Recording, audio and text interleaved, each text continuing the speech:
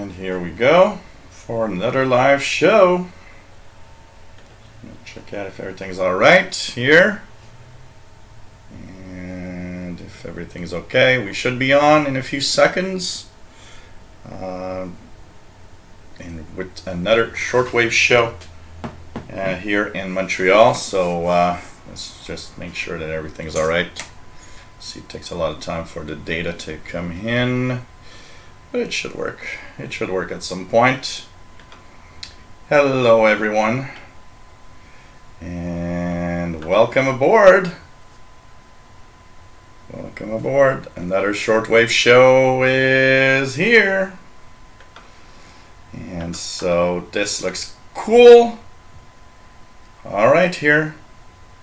I'll just change that to see the number of people watching. And here we are once again for another show. So, hey everyone, welcome aboard. This is the Shortwave show we have every week.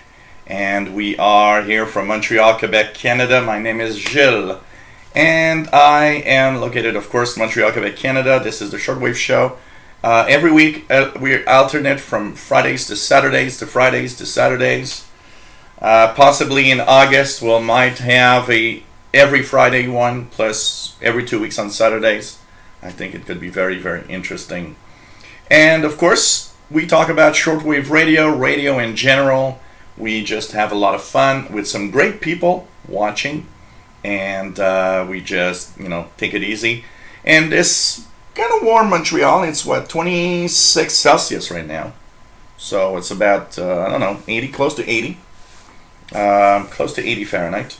So summer conditions here. Tomorrow's supposed to be 30 Celsius, like 90s, almost 90. So gonna be kind of cool or hot, but it's, we've had such horrible weather here that it's kind of cool to see everyone here. So, okay. Today we have two little subjects that we're going to talk about. Ultralight DXing and de-expeditions, but the urban de-expeditions, because a lot of people the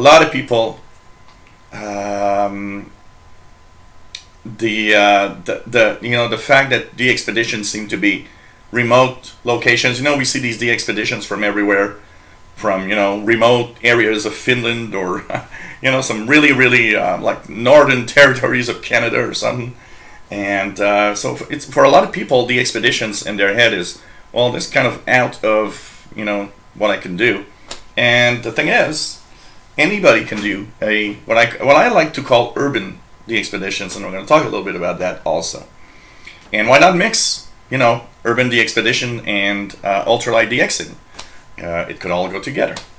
So hello everybody. In the chat room we have a nice chat room. Actually there's an IRC chat room that I've opened here. There's the regular chat room that you have on YouTube. All you need is a Gmail account to access this. And I hope everybody's having a great time. Hello Mbot in the IRC chat room. SG2 East Nebraska. Nice to have you here. Seems to be pretty hot, warm pretty much everywhere. So summer conditions. Hey there, Tom Stiles, Hamrad88. Nice to have you on board. And hope you're having a great weekend too. Ghost World, hello there. Luis Arevalo, Bobby Burgess, William Helms, Electrician, Free Territory of Trieste. Nice to have you here. No problem about that. Sorry to see your SW55 died. That's sad. Hope you have another replacement shortwave. John Ritson, 2E0JGR in the UK, evening. F.O. Welsh, good day. Juan Amigo, hello there. PLF Radio in France. Jane Dagger, hello there. Richard Cook, good evening. iMapper in Moscow. We have a lot of nice people everywhere. Ghost World, KD2LNA. Just passed his general exam earlier today. Woohoo! Congratulations. Jerry, nice to have you here. Mick, hello there. 2100 hours in damp Leicester. Looking forward for this one. Ultralight DXing might be something I'll try this summer. And so nice to have everybody here today for hello there, Frank, in the chat, and the email also. We have Susan in California from email saying hello. And what beer do I have today? Well, I have I'm going to sing today. I have a Titanic beer. So this is the beer that's going to make me sing today. It's 7% dark ale and pretty tasty. So cheers, everybody.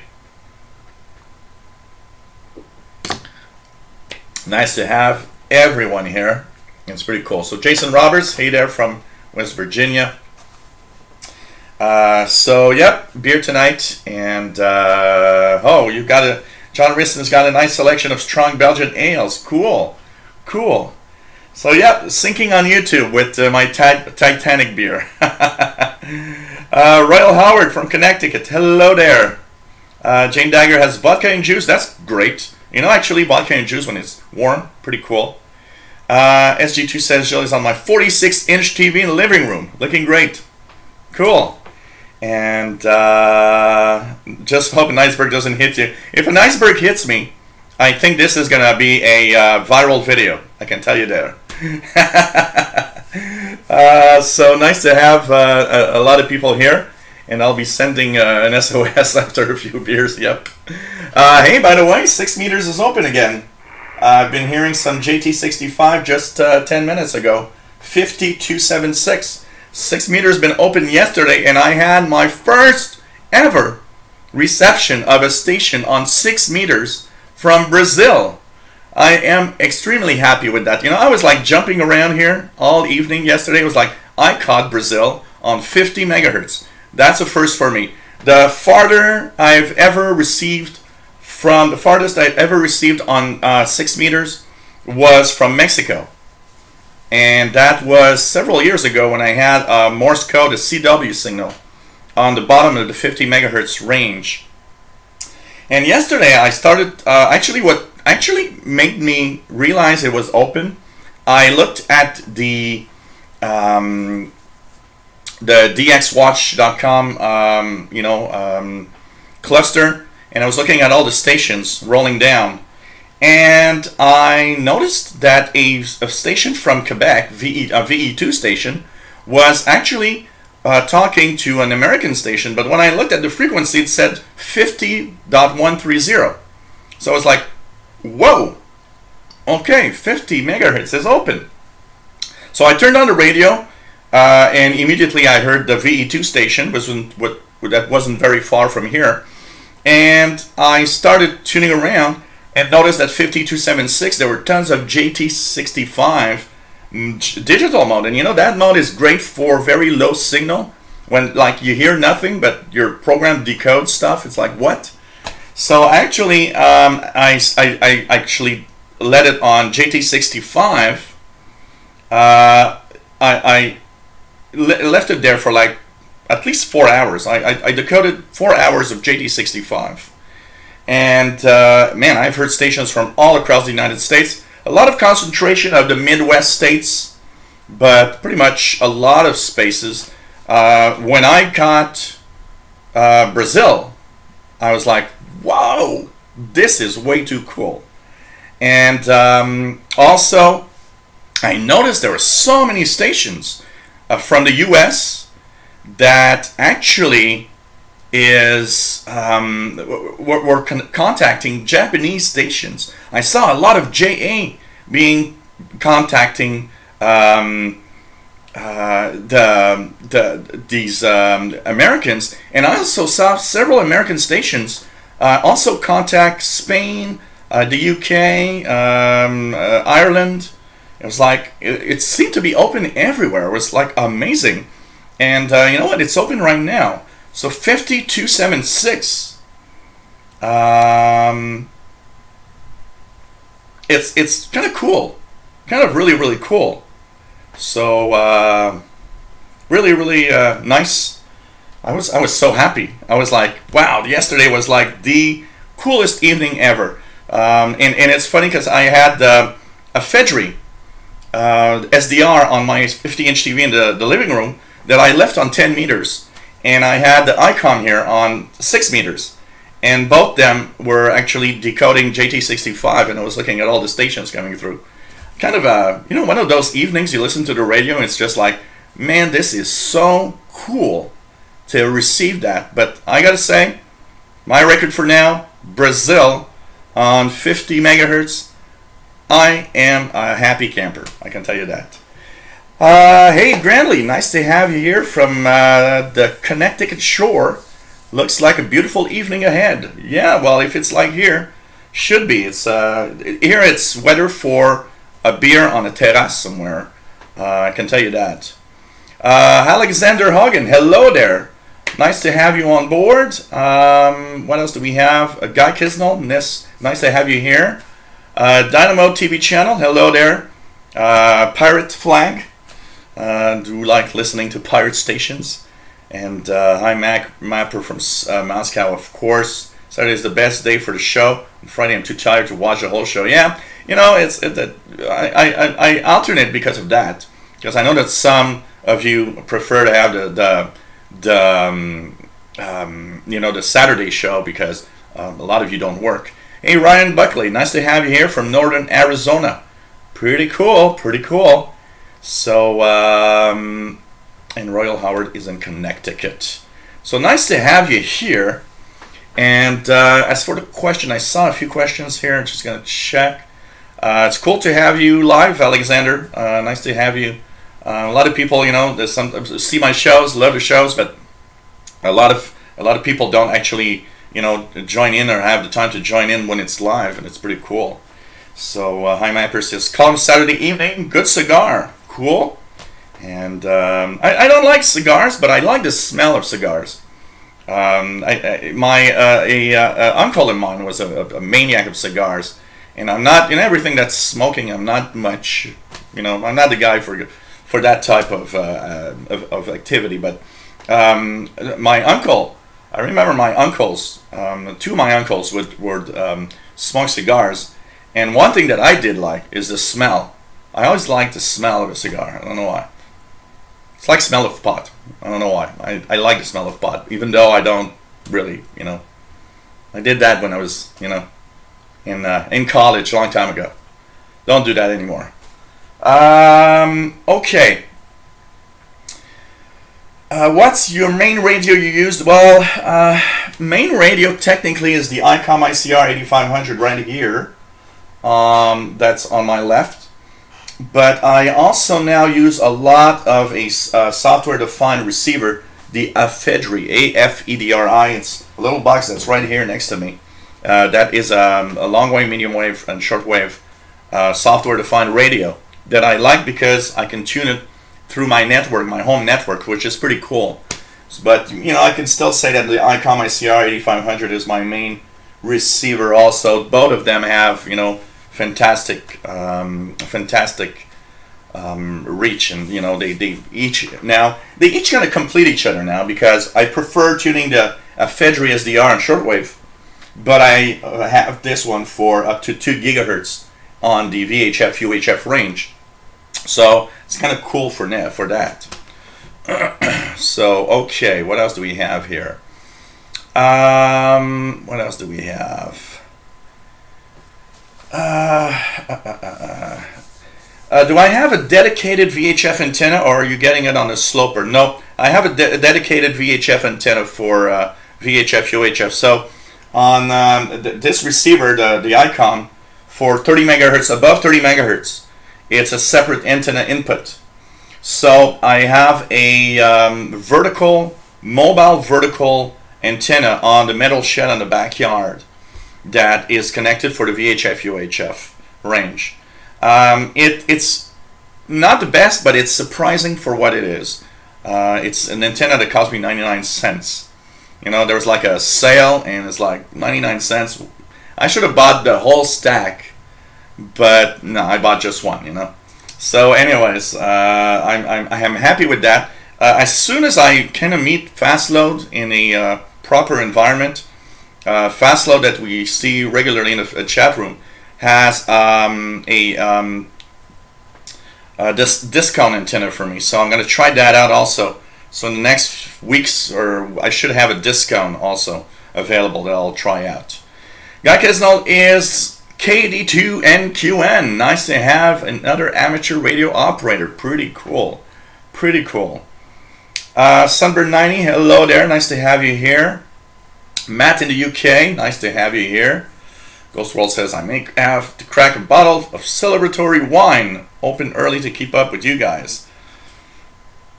No problem. Nice to have everybody in there. And you know what? Whatever you're drinking, coffee, tea, Coca-Cola, water. It's all cool.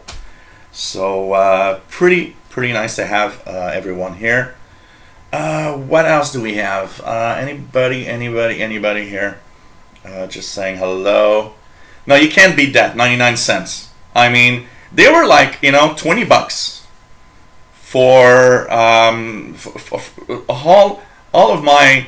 They had, you know, the thing that happened with that antenna is that place had a whole wall of antennas in the 80s. Because, you know, CB antennas were popular, then scanner antennas became popular. And they had that one, and I believe it was like $20. But, you know, when you're 16 years old, 17 years old, and you have no job, and you're going to school, well, $20 is a lot of money. And basically, I had not, you know, I had a scanner radio, but I had not invested in an outdoor antenna or anything.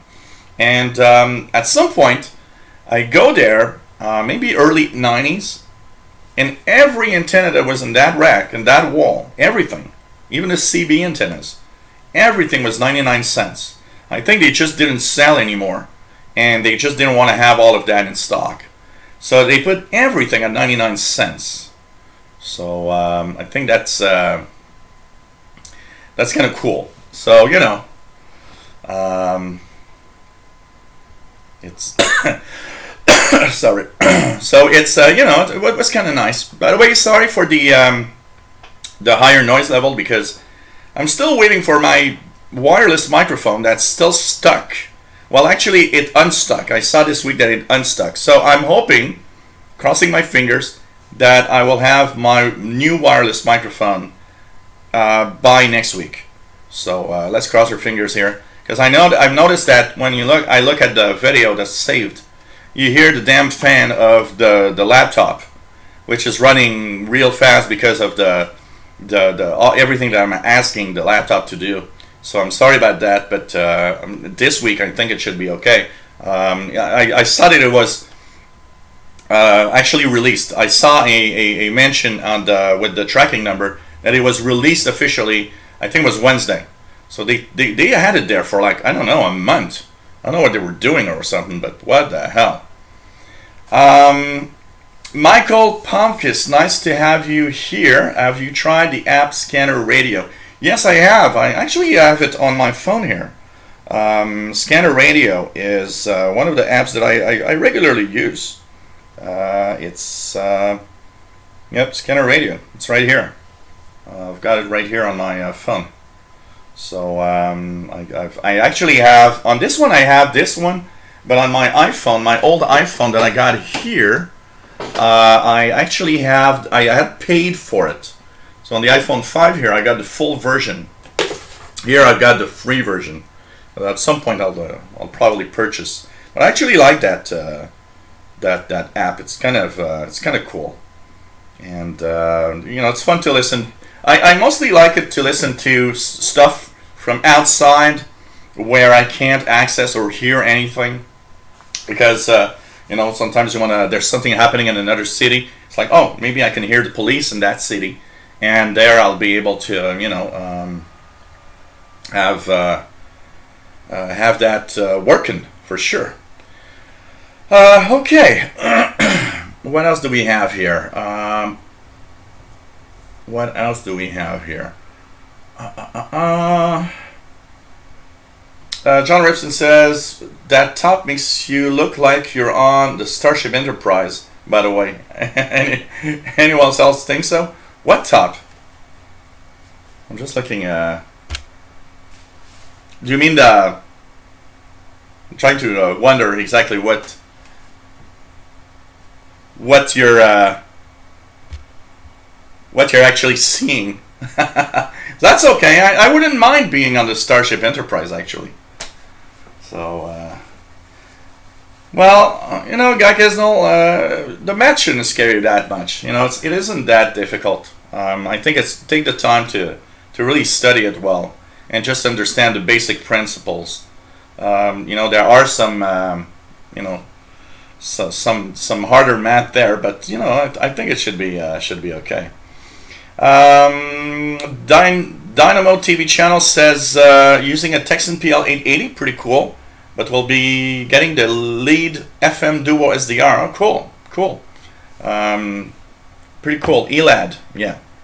That's what I thought it was probably. So ELAD FMDU. Cool. The ELAD is really good. Everybody that has one seems to really amazing performance out of it. Matthew Wells, hello there, welcome. Nope, I do not have my my shirt. Okay, maybe that.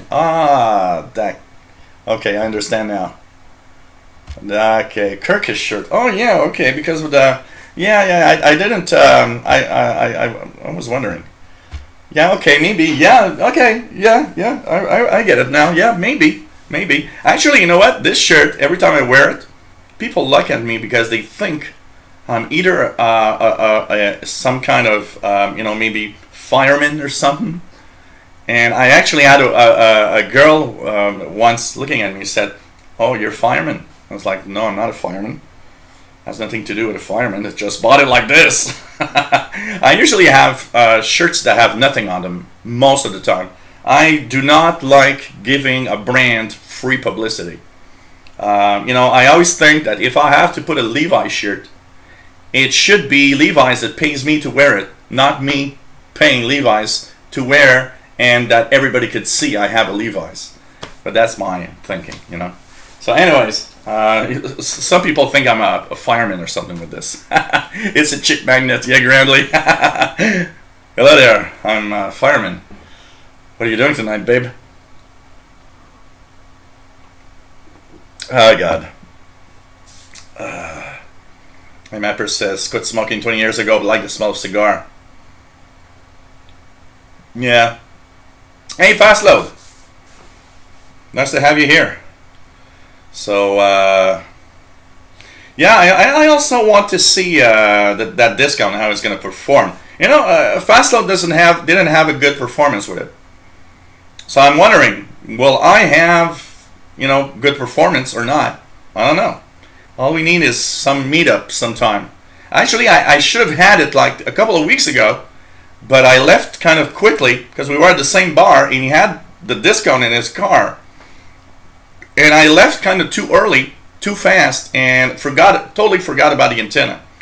So got back home with it again. DD2DR, Klaus, good evening. Nice to have you here from Germany. So the antenna that I have is right now is a vertical. It's a mobile vertical. It has a magnetic base, and because my metal shed is made of metal, it's perfect because it just stumps on the shed and it's almost impossible to remove. That magnet is really amazing. So pretty cool to have everybody here. Yeah, so we'll see. We're not gonna say Félicitations right now because with the crappy performance that Fastload seemed to have from it, I'm not sure if it's a good gift. But we're gonna try it out. I'm gonna try and I'm gonna compare both and see the difference in the signals. Jeff Miller, hello there, nice to have you here. MDK2 says, I'm saving my beer for pirate time. Just ice water for the time being. Over 90 Fahrenheit. Wow, that's hot in Denver. And it's supposed to be quite hot tomorrow here too. So, yep. Pretty nice to have you here. What else do we have here? SOS will be aired with the discount. Yep. Man. Yeah, well,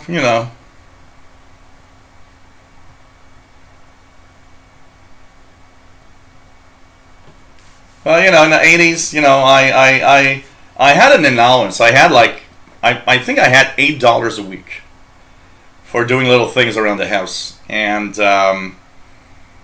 but I would spend it all. I never had money in the 80s because I'd spend it all sending for QSL cards. So every time I had my $8, I would go to the post office with my stack of envelopes to send out to different international broadcasters. So I never had a penny in my pocket because I just blow it all on stamps. And and every week the lady was always looking at me like, and one day that lady at the post office said, "Can I ask you something? I see you here every week either buying stamps or having all these pile of envelopes going everywhere around the world. Where did it come from?" And I started telling her, well, I do a shortwave radio, and I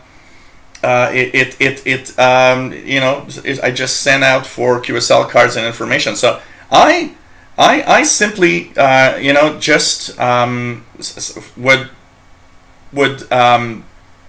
take that $8 allowance and spend it on stamps, and envelopes, and paper to write on, pretty much. What's behind the parrot flag? Oh, it's a kind of a picture of of old time plane flight or something. It's a picture that I bought a long time ago. Doesn't really fit in the office here. It's probably going to leave because it's everything here is being remodeled right now, so it's going to be kind of complicated. Luis Arevalo. Nick Amendel from Romania. Hello there. Nice to have you here. Jerry's listening to the Maritime WatchNet 14300. Remember, guys, 5276. I'm hearing some JT65. There's some sporadic E-skip again. So pretty cool. Oh, really? PLF? What? I'm going to check that out. There's an MUF prediction on app on Android. Cool. I'm going to check that out.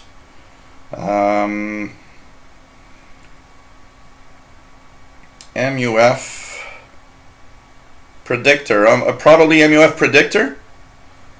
I see one here which is MUF predictor. Or maybe that's what you mean by SV1 DJG. Huh, looks interesting. I'll check that out. Could be interesting. What else? Royal Howard says, received my new Texan PL310 ET this week, and it has become my favorite pocket portable receiver. Royal, the Texan PL310 ET, because it has easy tuning mode. And by the way, its little cousin, its older cousin is this one, the PL310. They added the ET because you have on that one the easy tuning mode, which this one didn't have when I bought it. It actually was not something that existed when I bought this one. And but I did get it when I got the PL380 here, which has the easy tuning mode button on it. So cool. That's a nice one. So Captain Kirk in command here. Hey there, Dino Blois. Nice to have you here, Captain Kirk. Yep, I'm in command. Yep, PL310 ET, great radio. Okay, that's what I thought. I'm going to install it right now. By the way, there it goes. So let me put out your fire. Yep, absolutely. Let me put out your fire. Could be the other way around. F Blassie, nice to have you here. DX Tailgate here in Oakland, California. So pretty cool. Nice to have you here. Oh, you have a really? Oh, that's so cool. Gotta have a problem. Sorry, I'm a little far in the chat. So coming up, guys. Hey, Joshua Gosnell, nice to have you here. Yeah, chick shirt. How to pick up chicks. Wear a shirt that looks like you're a cop or just pretend. Now, if you get married, you'll have to tell the truth, but, it might not go there anyway, so who cares? Oh, Dynamo, getting to Walbrook. Cool. I need to get one someday. Someday I'll have the money for it. I don't. It's an expensive purchase and kind of a little very, very strapped on cash right now. Ralph Bender, hello there from Germany. Nice to have you on board. Pretty cool.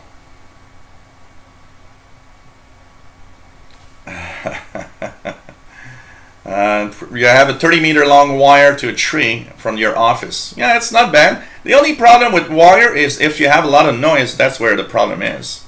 So, Grammy says that Kirk always hooked up with green women. yeah, kind of. So, exactly, David Arden. That's why that antenna works so well, because it actually has it's in equilibrium because of the metal roof. It's meant for that. So I'm thinking also that's why I've got an amazing reception on that small mag mount vertical, basically. So yeah, here in Canada too, it's kind of a Ghost World is talking about in the US the cool set of Star Trek stamps. There's Star Trek stamps here in Canada too that you can get. So yep. ONL 5923, good evening. Nice to have you on board from Belgium. Pretty cool. What's the most people I had watching my live show? We reached 108. I believe it's 118. About a month ago, 3 weeks, a month ago. Not last Saturday. Not last time it was Saturday, but the time before, a month ago. We were at 118 at some point, which was kind of really cool. So DD2 DR Cloud says, same for me. IRC was so expensive. All of my small salary was gone for Curacao. Oh God, I would always do that. You'd pick behind the flag. Yeah, Jerry. Oh God. Well, it's. I always remember. The time that I went to fix a guy's computer, and I went up to his room because he had a call, and when I went up to his room, he had a huge poster of himself naked on the wall, which, when you get in the room, you're like, okay. And you start fixing the computer, and the guy says, hey, I'm sorry about the picture, by the way. The guy was a a nude dancer. And I guess he liked his body because he had a really huge poster of himself naked on the wall. It's like, okay. Mythic Dawn, hello there from Moscow. 2-person from Moscow. Cool. Can't catch even local medium wave station signals. Yeah, you might probably have too much interference. Locally. That is the number one issue, interference. Local interference is a major problem. Have you tried going outside? Yep, Adam West. Yep, absolutely. The original Batman passed away. Was what, 88? I think it was 88 years old, something like that. As Granley's saying. Hey, Richard Tribble, nice to have you here. And yes, part of the show today is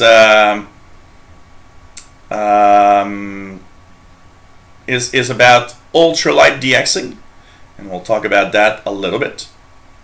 And it's going to be cool. Yeah, I think you have too much noise inside your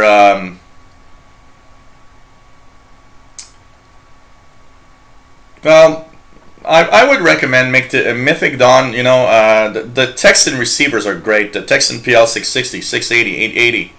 If you don't want to spend too much, a PL 380 is pretty surprising. It's that little radio right here, which, by the way, is an ultralight.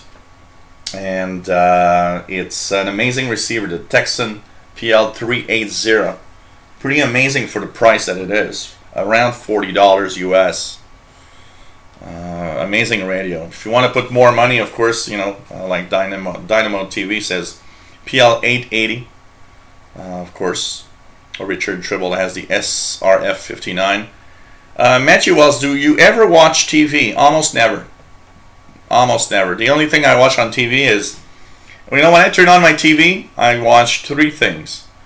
I either am on the web with my PC, I either am on Netflix, I either am on YouTube, or I'm looking at my software-defined radio. So 4 things.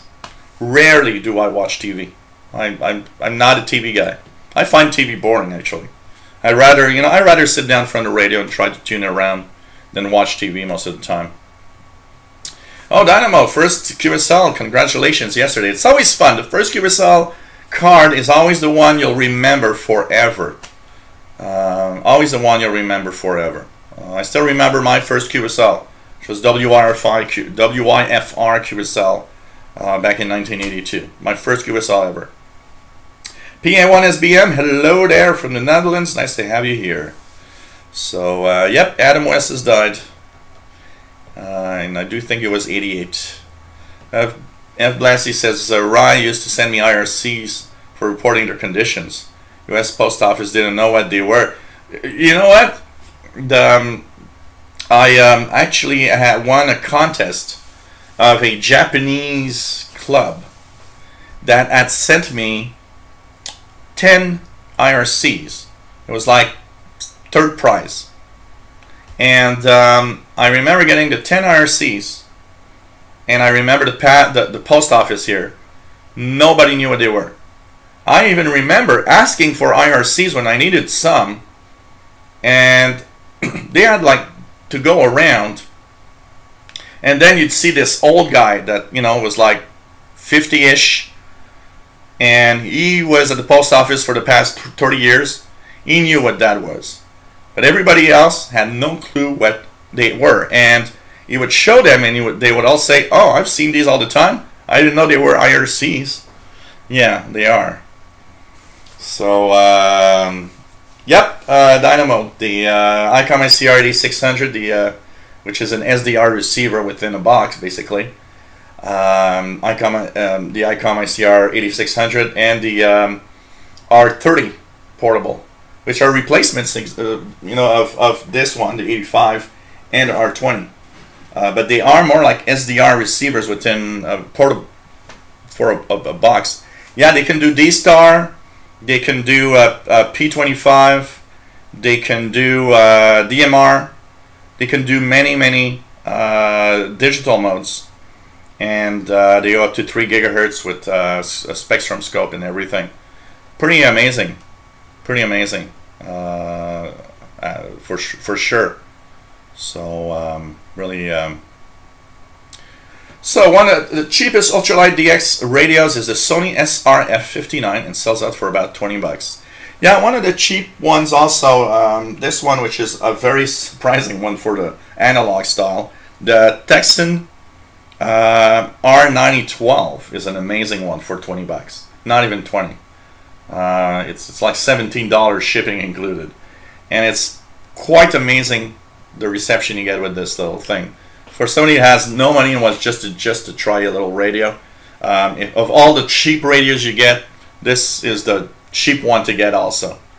So that is for sure. So pretty amazing. John Richmond says, we do not own a TV and have not for over 8 years now, and we do not miss it. I would still have, even if I had no cable and nothing, I would still have like a 50 or 60-inch TV for the purpose that it's really cool for a computer. It's really cool for watching Netflix and YouTube, and it's really cool now for the ephedry software-defined radio. So it's kind of cool. So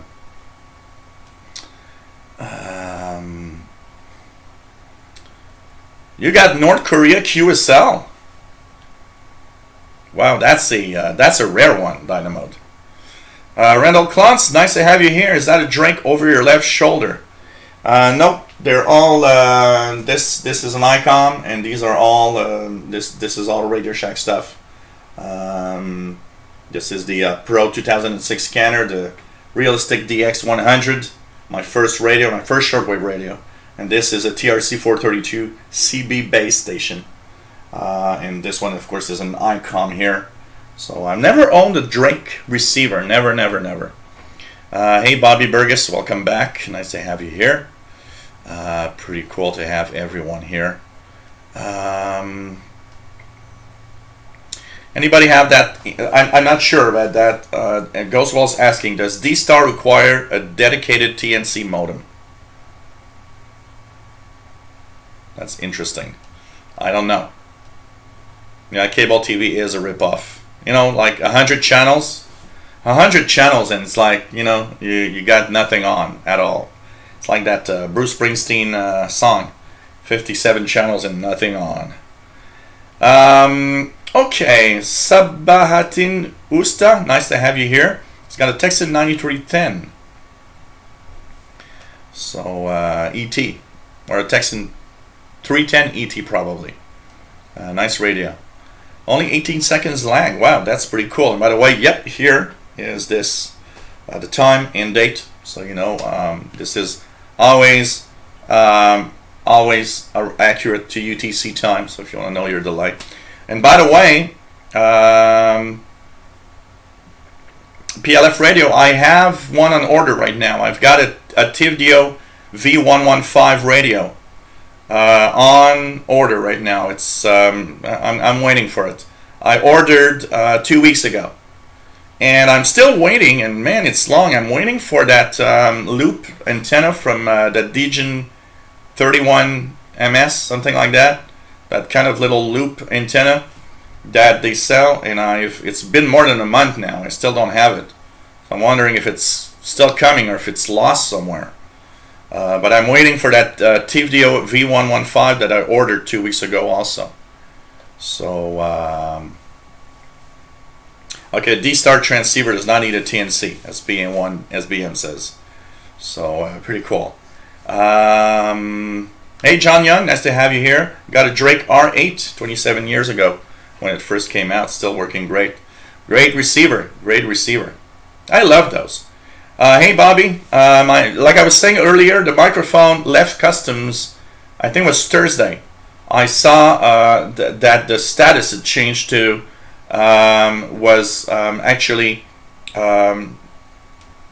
it left customs. So I guess I'm going to get that like Monday or Tuesday of this week, probably. Usually from Vancouver to Montreal isn't very long. So, man, it was long. They kept it there for like a month. Really, really amazing.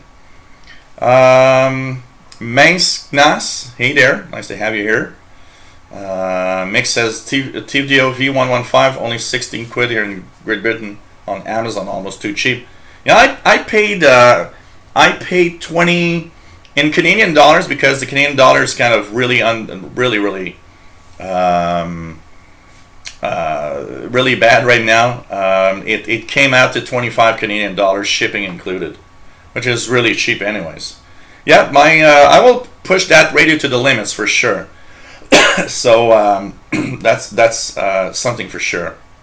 Hey, Calvin 29001, nice to have you here. And yeah, it's a cheap loop antenna, Richard Tribble. It's a little loop antenna that the Degen sells for like $30 with a little amplifier. I have a lot of people that actually bought it that tell me that it's amazing for what it is. So I'm waiting for that. I really want to try it out for sure. Hey, Brett Wayne, KC2 and XP, nice to have you here. What else do we have? Jane Dagger says, I can't say anywhere. I have noticed everywhere, so I can pick up shortwave, but not sure if it's good or yeah, okay. On a PL880, yeah. Well, go outside, try outside and inside. Move away from your home a little bit. You might actually find that it's better, for sure. Hey there, Jeff, KD5QDO, nice to have you here. See you guys, see you later, Dynamo. See you later. It was nice to have you on board. So Tivdio, $25.99 US on Amazon. I bought it on eBay, and I got it for 25 Canadian. It was, I believe, something like $21 US with shipping. So which came to 25 Canadian basically here. Jim Kaysen, hello there. Nice to have you on board as usual.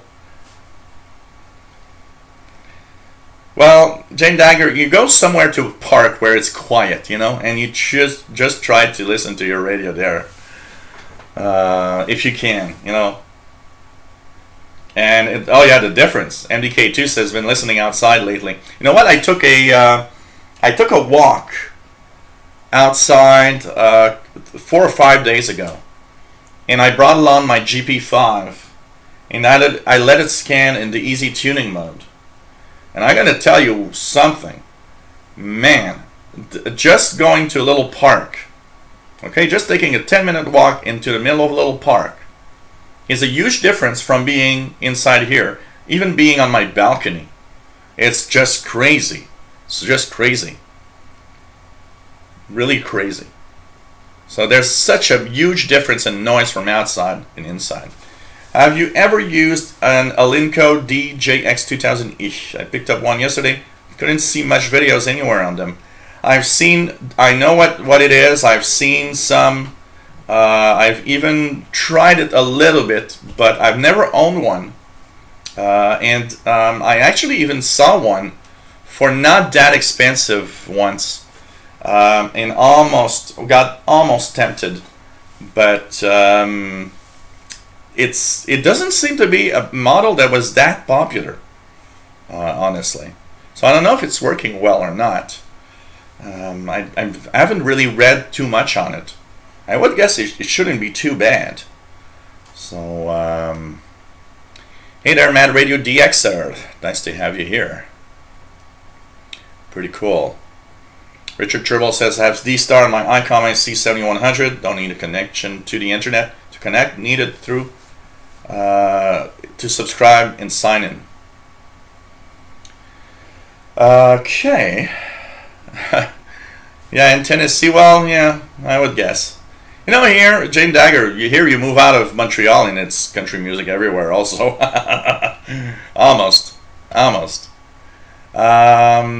Edvaldo Lemes, hello there from Brazil, PY4001 SWL. Hey, I received Brazil yesterday on 50 megahertz, 6 meter band, exactly on that frequency, 50.276. I'm still totally amazed that on 50 megahertz I got Brazil yesterday. So, wow. Man. William Helms says his Tivdio V115 came a week ago. And yes, trying to find, okay. Really having fun with it. So I can't wait to get it for sure. So wow, NDK2, I got V13 Taiwanese number station just from my front drive with a strong clear signal on Thursday morning. Wow. Amazing. So pretty cool.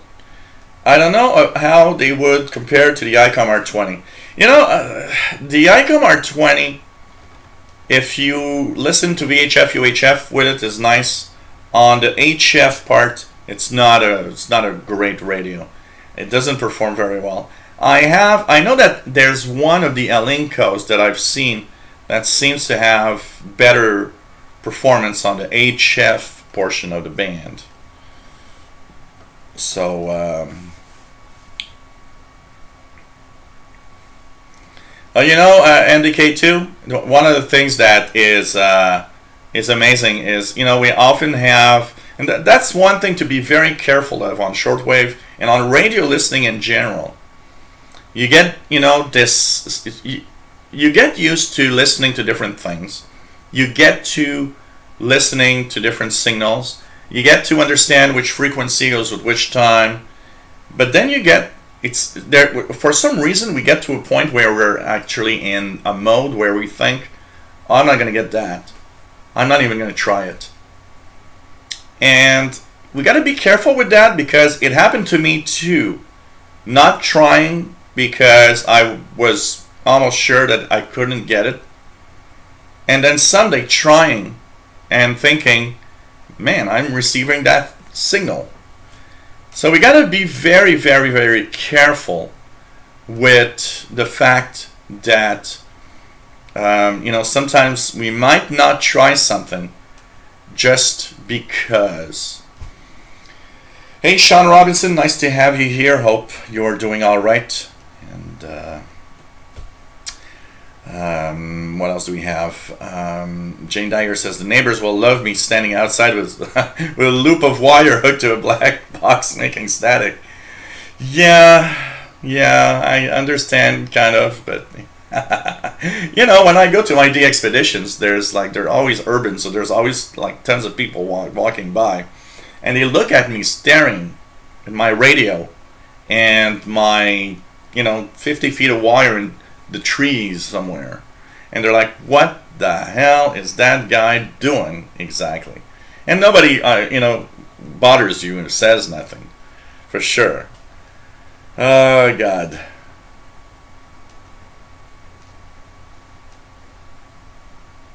Amazing.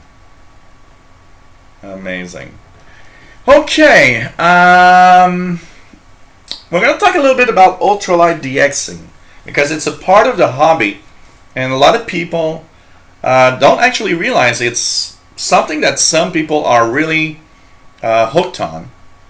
And basically,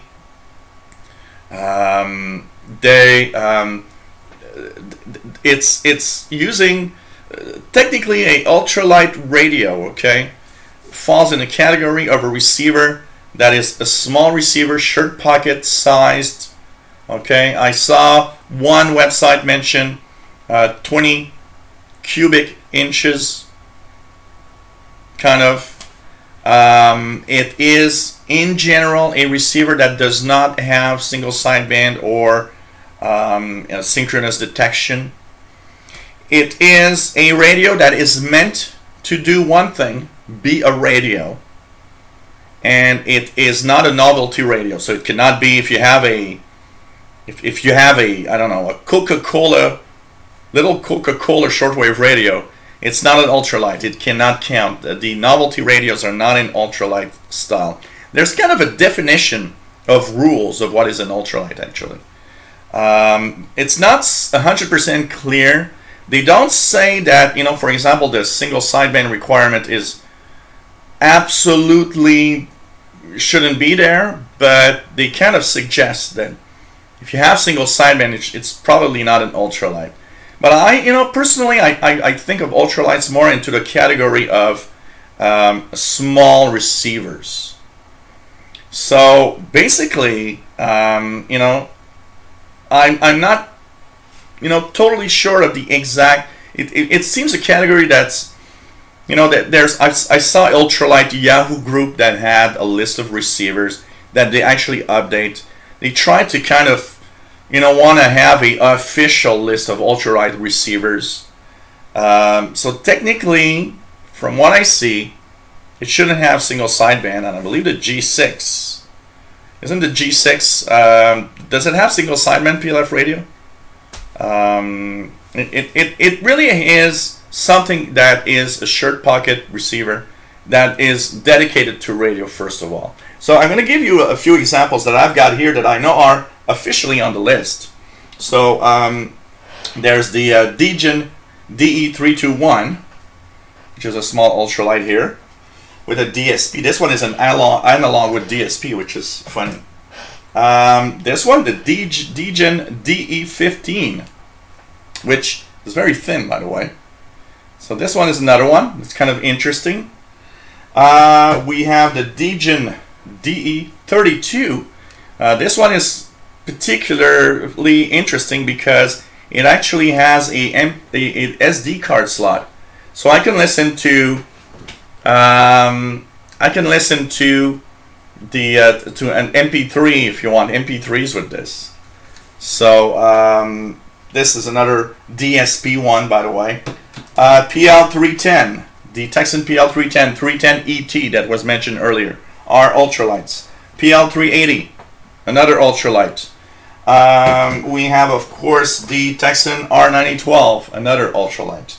We have this one, which is the Grundig Mini, or Ethon. I think this one's Ethon. Mini shortwave receiver. This one is, I don't remember what model number it is exactly, but so it's the Mini 300, it says here. So these are ultralights. They are made, for shirt pocket, technically. So you say the G6 is a very small, but it has SSB. So the thing about the SSB is that if the official rule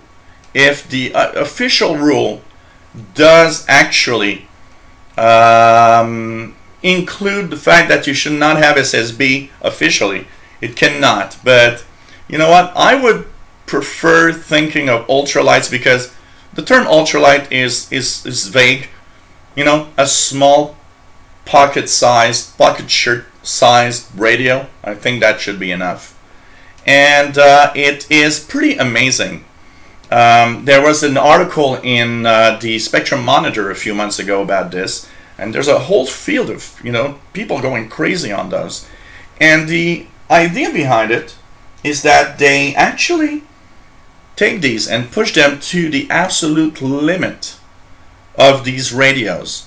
So the thing is, once you actually use the ultralight, there's kind of no limit on how you're going to hook it up. So if you decide to hook it up to a beverage, it's okay. I mean, the only rule is the radio itself. So you can put it on a beverage. You can actually, some people have portable little loops that they use with their portable receivers, and some people just DX with these little things.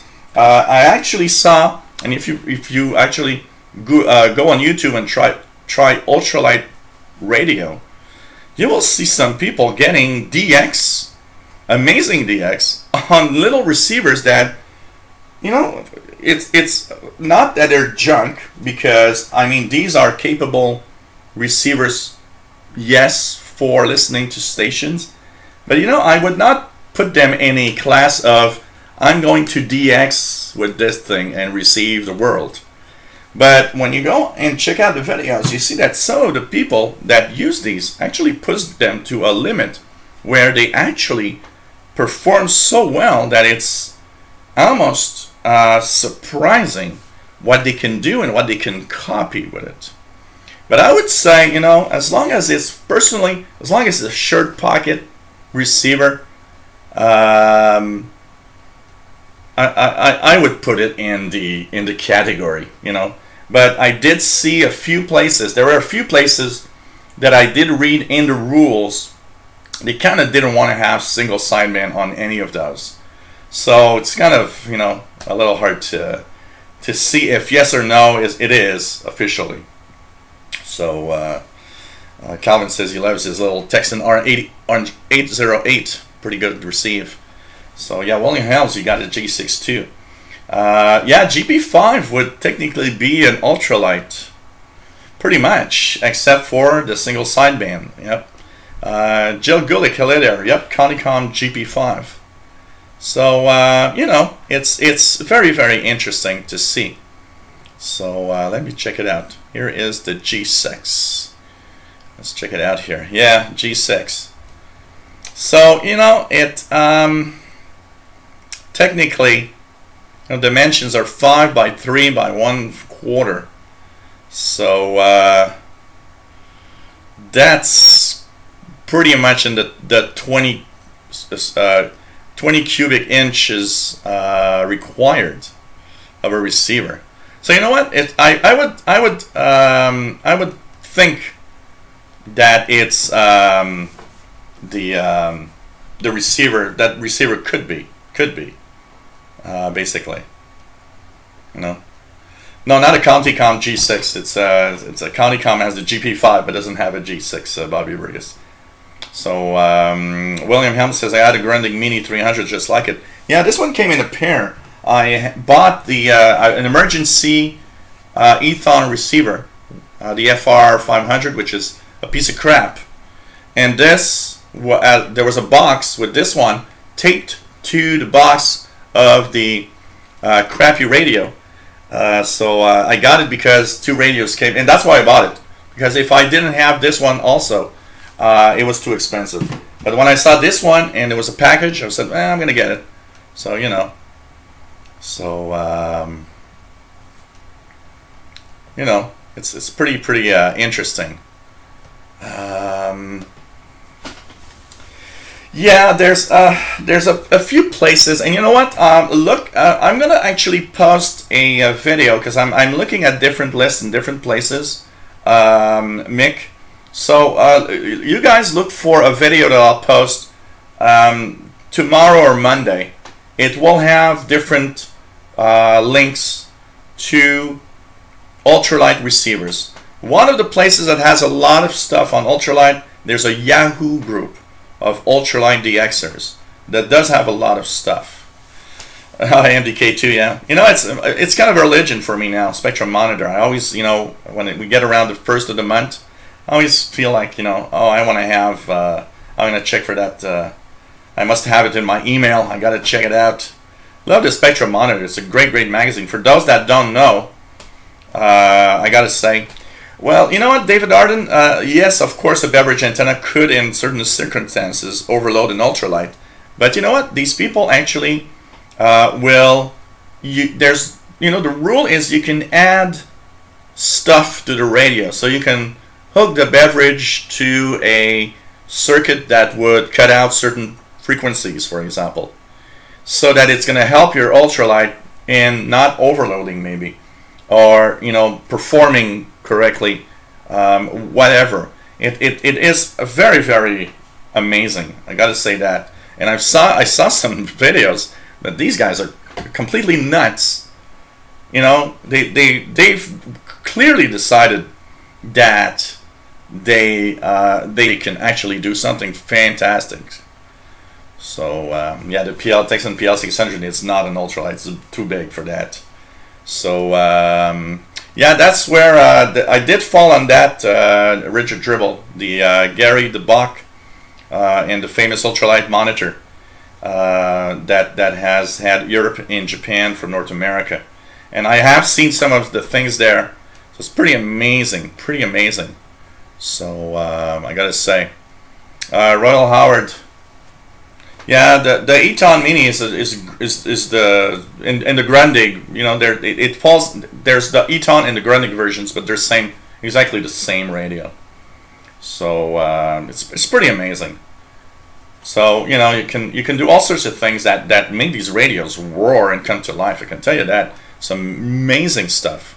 Pretty sure. Getting XPA2 on 16167. I don't know if I can get it right now. 67, is it there right now?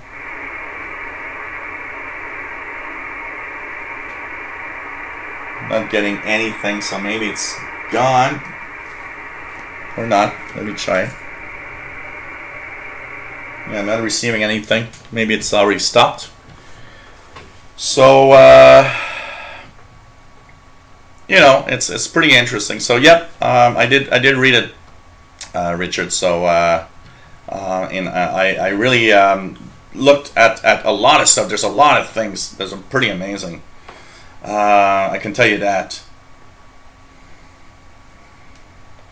Oh, absolutely, PLF. The Texan 380. That's a great example. I remember when I got the Texan PL 380, it was fall. And it was getting cold outside.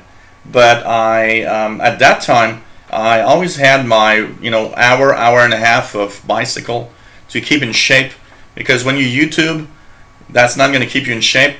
So I would always bring it with me to the park, and I got one video, at least one video, if not more, of receiving North Korea on the PL380 using just the telescopic antenna, no piece of wire, nothing, and being amazed at that. And I did get some really amazing signals. I would say, as an ultralight, this one, the Texan PL380 is, I gotta say, quite amazing. And you know what? I need to do more. I need to go out, and I'm getting back into the bicycle now, because I want to, you know, keep in shape. So I will, every time I go bicycling, I'm going to bring a radio with me and try a few stations and try a few things. And of course, since I have, you know, my phone for the camera, I always will be able to take videos and of course post them on the channel. So that's also coming back. Hey, Crooked Ninja 5, nice to have you here, and I'm happy to have you on board. So it's pretty amazing. Mix says, cheers, Michelle. A contact of mine has an old Sony AM/FM shortwave pocket radio. Not sure the model I'm thinking of using. It's probably in the list of ultralights. I can tell you that. HM01 strong on 16180. Let's try the Cuban numbers. 16180. Very weak here. It's about S7. It's in the noise here.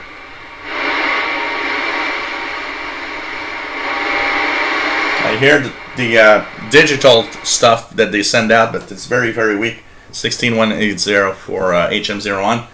Richard Cook is getting it strong. So pretty amazing. Already gone. Okay. Beach Boys on 93.95, Randall Klon says. Oh. So nice to have everybody here. By the way, the TVDO V115 is probably an ultralight. It's probably going to be accepted as an ultralight for sure.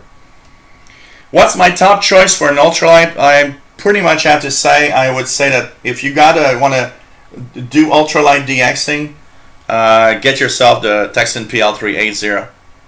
This is a DX machine. It might not look like it, but I gotta say this is a DX machine. This thing is amazing, sensitive, really good. The fact that it has some bandwidths that you can change 6, 4, 3, 2, 1 kilohertz wide. Also can improve some of the signals you're listening to. Long wave, medium wave, and short wave. This is one of the best. I cannot say it's the best. I've not tried them all. There could be something better, but I would say if I had one choice, I would say that the Texan PL380, my favorite ultralight for sure. So we'll try that out. XPA2 14663 USB. I'll leave it in the background, and if I can hear something, I'll maybe hear it a little bit. Yep, 93.95's WRMI. Weighted Cube, nice to have you here. So it's pretty cool. What else do we have here? If the sound is messed up, it's maybe the stream is not going well to your computer. I do not think I have any sound problems except for when I turn on the radio. So John Ritson says, I used to be in great shape. Body was a temple, but at 39 now, my body is that of a theme park. You know, I've got a big belly, and that's my biggest problem. But apart from that, I'm extremely healthy because for the past 20 years, I've been doing from about 2,500 to anywhere from 2,500 to 4,000 kilometers of bike every summer, which kept me really in shape. And I would go to my tech jobs with my bike, which really made me, I was really in top shape. And now I've done biking once this year, and I was telling myself this week, no. You know, the longer you stop, the harder it is to come back. So I really need to get serious back into it. So for sure. Yeah, Bobby Burgess, exactly. The PL380 rocks. It is an amazing machine. And I think the 310 ET and 380 are pretty much the same. Actually, they have the same DSP chip inside. So they're probably the same receivers. Casper Peterson, nice to have you here, as usual. Royal Howard loves his Texan PL380. The PL310 ET is just as good, and ET has external antenna input, however. That's interesting. I didn't know that it had that also. So the 310 ET could be a very good choice for two things. It has ETM mode. So you know what? If it's pretty much the same receiver, then go for the PL310ET, because two things are in its favor. It has ETM, easy tuning mode, and it has an external antenna input. So that could be a game changer. PL310ET might be a better choice than the PL380, but both are really, really great. And yeah, 380 and 3T probably has a signal-to-noise ratio for reception. So for DXing, it is useful, actually. And actually, I have to make a video about that. I've been asked a few times, people saying, can you explain what that means? What is that signal-to-noise ratio thing? What does it mean when you read that signal there? So it's pretty nice to have that. So PLF radio says 310 ET, 380, 390, 398 give the temperature. Yep, a lot of them give the temperature. Hey, you're watching the Shortwave Radio Show. We are live from Montreal, Quebec, Canada. And of course, we are here to entertain, talk about radio. We're talking about Ultralight DXing right now.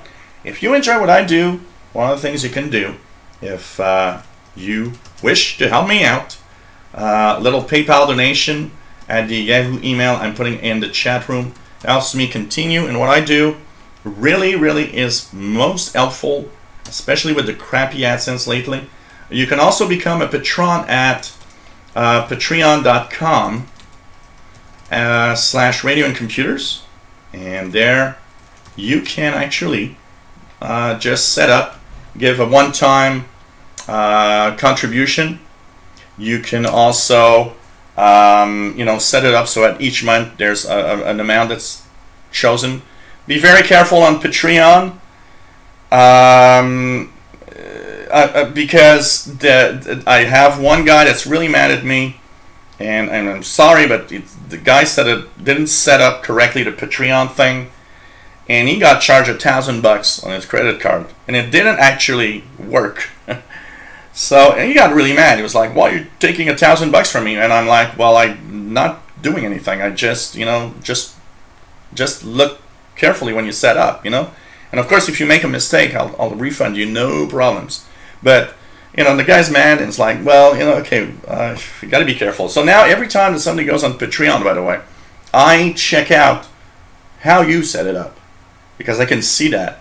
And if I see something's not normal, or if I see that you're going to get $12,000 taken out of your account, I will let you know something's not right. Check out your settings. So it's sad, because that guy's like, okay, I was a big fan, now go to hell.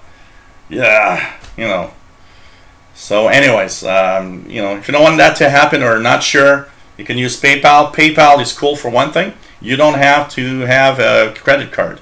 With PayPal, you can have it deducted from your checking account if you want. PayPal is quite safe if you set it up right. And thanks for everybody that donated, by the way. Much welcome. Thank you very much. Okay, what else do we have? Richard Tribble, Win Radio 313E, 0.07 microvolt sensitivity. That's sensitive. Thank you, Ghost World, for donating. Much appreciated. I'm not a big fan of Formula One, but my nephew Gabriel, that you guys have seen in some of the shows here, he's an amazingly. He's been there every year for the whole 3-day weekend of the events there, and he's here. He's here today. He's there today. He's going to be at the race tomorrow. He loves it. He really loves it, and basically. But I've never been, I've when I was young, I remember really a young age when there was Gilles Villeneuve that was there until he died racing. I kind of was watching it a little bit, when I was younger. But Gilles Villeneuve died, I was maybe, I don't know. He died, I think it's 1980, 79, 80. I was like 12 or 13 years old when he died. After that, it kind of, I don't know, it kind of went away on, there was Jacques Villeneuve, but it wasn't the same. Gilles Villeneuve had something special that kind of, I don't know, was interesting to me back then. But I'm not a big fan. Okay, I gotta say I'm not a big fan of Formula One. But my nephew Gabriel is really, he's a major fan. He knows everything. He watches every race, and it's really nice. So as for the DGen, for Ralph Bender, what about the DGen 1103? So the DGen 1103, of course, is not an ultralight. The DGen 1103 is a regular portable receiver, so it doesn't fit in the Ultralight DXing range. But it is a great one. It's a great radio, but you have to go for the older version, because there's the new DSP version that is not very good, actually. And I'm just going to show you guys here, because I have it right here. So here it is. This is what you're talking about, the famous DGen DE 1103. This is the original one. This is an amazing radio, actually, for the price that I paid, and it's really an amazing receiver. But that does not count. This is not an ultralight. Look at the difference in size, just to give you an idea. So this would be technically probably one of the biggest ultralights you'd have. And look at the difference in size.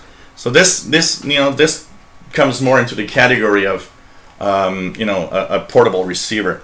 Even this one is kind of very shirt pocket. You gotta have a wide shirt pocket. But it is still in everywhere that I've seen it. The PL380, 310 ET are in the ultralight section, so they are accepted as ultralights. Gabriel is not started yet his new job. He's starting, I believe, I think it's first week of July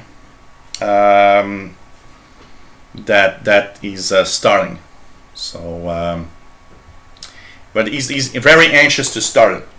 Very anxious to start it. Grandly. So what else do we have here?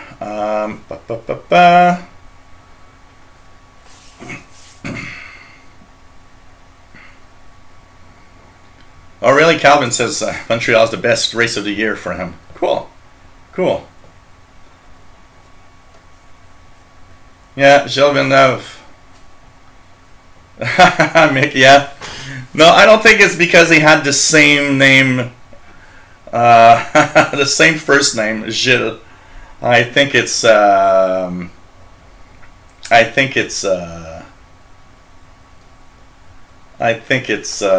I don't know, there's something special about that guy. And Gilles Villeneuve actually also had one major impact here for the Formula One race. He was the first to put Formula One racing kind of on the map for most Canadians, Quebecers that didn't up to that point really watch that much. It was kind of more of a select group. And Gilles Villeneuve kind of brought the Formula One racing to kind of the masses, to more people, basically. I've never been to a Formula One race in Montreal, ever. I've never seen. I would, of course, for free, or if somebody offered me a ticket, of course I would go to see what it looks like. But I've never been there. One of the things that I've been one of the things that I've been to is seeing the cars themselves. They often had some of the cars on display in downtown Montreal. I've seen the cars and things like that, but I've never been really to a Formula One race ever.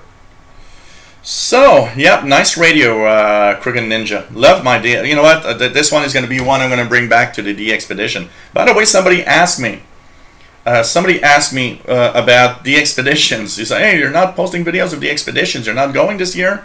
Yeah, but the weather was so crappy that I had no time to go. And every time when we had that unique, beautiful day, it was always a day that I just couldn't go because of live shows, or it was, weekends are kind of difficult for me. So I just didn't have time yet. But you know what? This week, I was looking this week, there's a possibility this week I might have my first DXpedition. I'm not sure it's going to be Perry Island. I was thinking of doing some DXpedition at some other place, maybe next to the shore of the St. Lawrence River instead, the south part of the island Montreal. And I was thinking actually this year of doing the expeditions from different places and showing you guys the place at the same time. Because a lot of you were saying, one of the things that some of you have mentioned is that what a lot of you like is the fact of not just the radio stuff, but the videos of setting up, the videos of the place itself, where it is, and talk a little bit about it. So I was thinking, well, if I'm going to do that, I should do it at different places, different parks, next to the St. Lawrence COA, next to the Rivière des Prairies up north, and do it in different places. So they're coming. I'm going to do some DXpeditions soon. I promise you. Maybe the first one this week. So it's going to be nice. A portable like the R20. Okay, first question. PLF radio. What's wrong with the new version of DGen 1103? Apparently, it's not very good performer. It is a new DSP version. And from what I've seen, it's not as good as a performer, apparently, as the original DGen 1103. So a lot of people say, look, if you're going to have to buy one, get the old original one, because the new DSP one isn't as good. And a lot of people seem to say it's not as good. So that's for sure. So I kind of messed it up here. Don't hear anything anyways. Probably not. Was very, very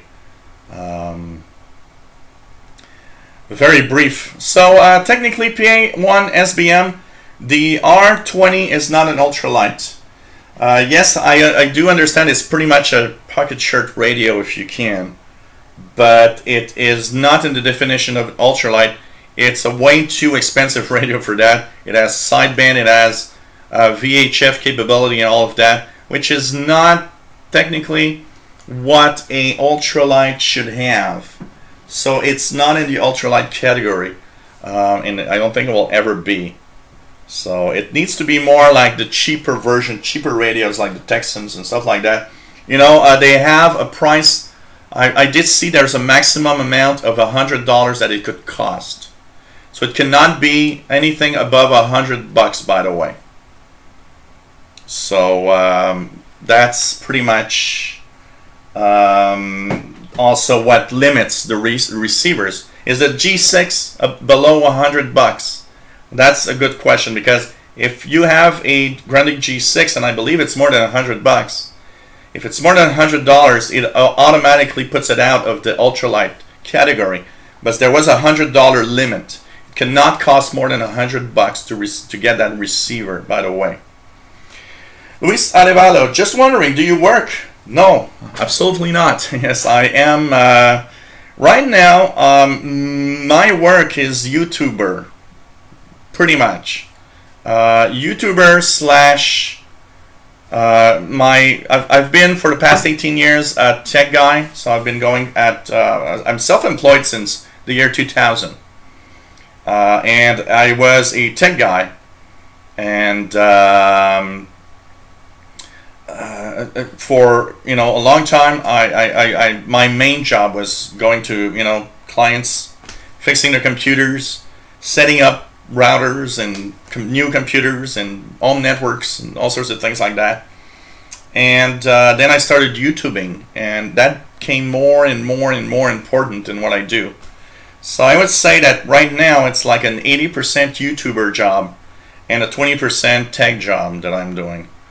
But it's getting a little difficult to do that right now. Yeah, Schumacher was I remember when a little rivalry between Jacques Villeneuve and Michael Schumacher.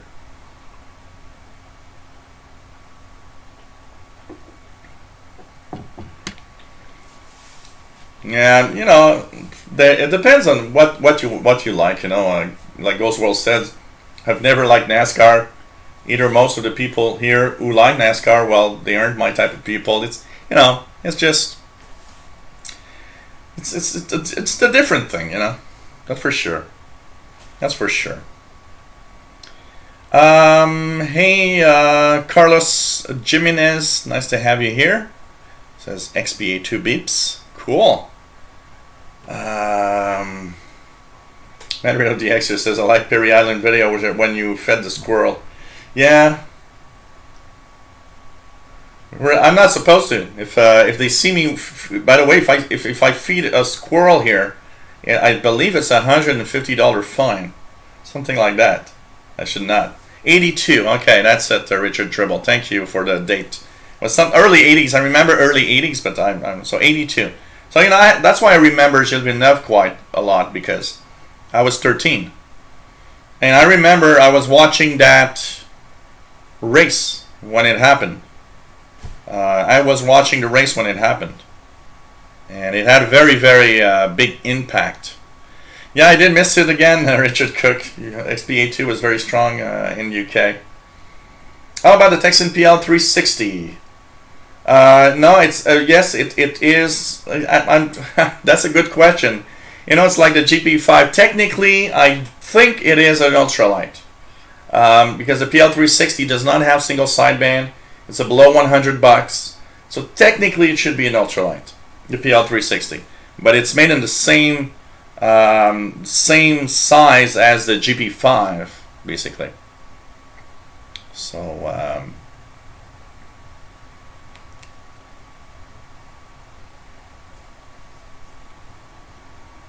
yeah, but I think it was above $100. I think the G6 is not part of a it's not part of a 13923. I'm gonna try to get this one. Okay, 13923 upper sidement for XBA2. Just gonna leave the noise in the background just enough so I can actually hear if it's there. So no more new tech guy stories. So yeah, no, not really, because I don't really do enough tech guy jobs now to have tons of tech guy stories, basically. I did remember one the other day that I'm trying to remember again, that I know I've never talked about, but I don't remember. I don't remember. Hey Mike JK, nice to see you here in the IRC chat. Loving the show as always. Please, can you tell me what your thoughts are on the ELAD Duo R receiver? Regards from England. Nice to have you here. ELAD receivers are great. I've never had anybody say or talk about ELADs that in a bad way. They seem to be amazing. Hey David in Barcelona. Nice to have you on board. And so yeah, Gilles Circuit in my city has my name. Well, part of it, I'm not a Villeneuve, I'm a little no, but it does have part of my name. Randall Ramsey, hello there, says, hello Gilles and the Elite DX folks. So we enjoy quality shortwave programming, nice to have everybody on board. We're pretty much steady around 80 right now, pretty cool. 80 live viewers, not bad at all. Okay, William Helms says 99.95 at Universal Radio in 2008 for the Buzz Aldrin edition of the G6. Less expensive for the regular one. So it's at the limits of being an ultralight, basically. Richard Cook, I've tried a few voice of courier frequencies. Not really been very, very strong here. And no, I've not got the voice of the report of the week on 7490, 9395, or 9455. I need to check that out. You know what? I need to really, take a day off and just do some DXing, basically. That's for sure. So, what else do we have about? Okay, so yeah. So, like I said, Ultralight DXings. For those that are interested, well, get yourself one of those little receivers like these. And, it has to be small, portable. There's a list. I'll be making videos, by the way. I'll be posting links to some of the websites for Ultralight DXing. Also, there's a lot of add-ons, that you can use for Ultralight DXing. That's very important. And I just heard something on that frequency here. So there's a lot of, some people use loop antennas, wire antennas. Some people use, all sorts of thingies. They add boxes of all sorts to improve reception on their ultralight. They will have pre-selectors, all sorts of little things like that. So, it's pretty cool. I think it's something that you need to try. I will probably be doing this summer, by the way, some ultralight videos for my channel. So will bring along some of the ultralights, official ultralights, and DX doing ultralight DXing, in my DXpeditions, if you want. Of course, one of the things that you'll have to do is, of course, to go in an environment, because these guys that use these Ultralight DX receivers, one of the things for sure is that they actually are, most of them DXing from, areas where the noise level is very low, and they push the radius to the limit thanks to all sorts of little gadgets. I was seeing one of the videos where a guy was using the Texan loop antenna. And Ultralight is a DXing of not just shortwave, by the way. It's a DXing of long wave, DXing of the medium wave bands. So you can, of course, do this. It's all part of the Ultralight DXing. Long wave, medium wave, and shortwave. So just remember the basic rules of an ultralight.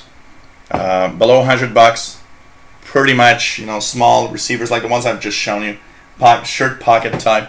They have to be receiver, dedicated receivers, even though they have some thingies that can do, like, the DE32 that I got with MP3 player.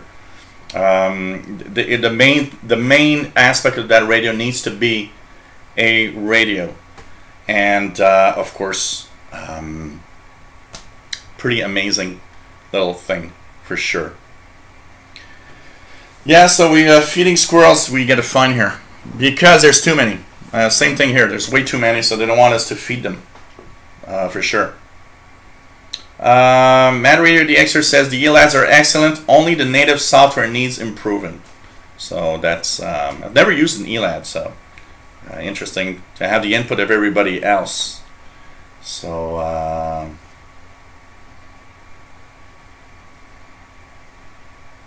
what else do we have here?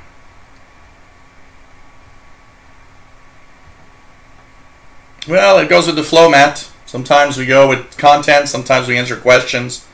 So there's all sorts of things happening. It's the type of show here. So there are more content. Sometimes less content, other times. Talking of content, one of the things I will probably be doing this summer, when the shows are happening in the living room with my 50-inch TV, I was thinking of doing several live shows, kind of Shortwave 101, explaining propagation, explaining things, but with visual pictures on the TV, so you guys can not only will I explain, and I will also show with charts and graphics and all sorts of things, for sure, from that will be easy for you guys to visualize also. Because sometimes, you know, it's difficult to, you know, you can talk about a subject, but it's difficult to sometimes have that subject go in your mind. Sometimes having a visual is nice. So I will have quite a few shows that I want to do about kind of Radio 101 type shows that will have a graphical aspect to it, where you could understand by also viewing what I'm trying to explain. How's my GP5 SSB? Working fine. I love it a lot. It's in the kitchen. I use it very, very, very often. Still love that easy tuning mode. Jason Roberts, have you ever received any medium wave stations from Europe? Yes. Yes, absolutely. But long time ago. I've received Norway on, was it 1321 or 1341, something like that. I've received a few European stations, but that was a long time ago. Well, that's interesting. My radio just completely stopped, and I would guess that I have a wire somewhere that must have a little problem. So, okay. That's weird. Never happened. But I know that there's one of the wires in the back that has an issue. So I need to check that out. NDK2 says, if you're up late, check out Voice of Korea 15180 at 0430. It's been really good some evenings in Denver. Yeah, but it doesn't make it really well into East Coast, but I'm going to try it out. I'll try it out tonight. That's midnight 30 local here.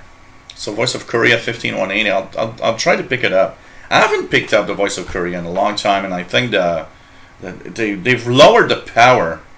They've really lowered the power to their transmissions, for sure. What else do we have here?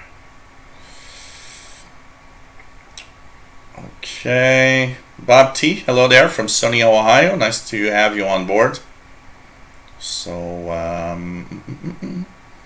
well, Matt, you know, this is a shortwave show, so I'm really focusing on just the shortwave stuff. The NOAA weather satellites and stuff like that are more of, you know, VHF, UHF content, so it will be more on the VHF side of things.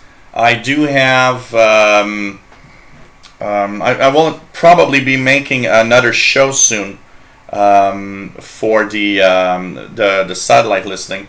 A lot of people were actually having fun listening to the weather satellites and all of that. So we'll be I'll be probably posting another show on the VHF UHF for having another live show for that.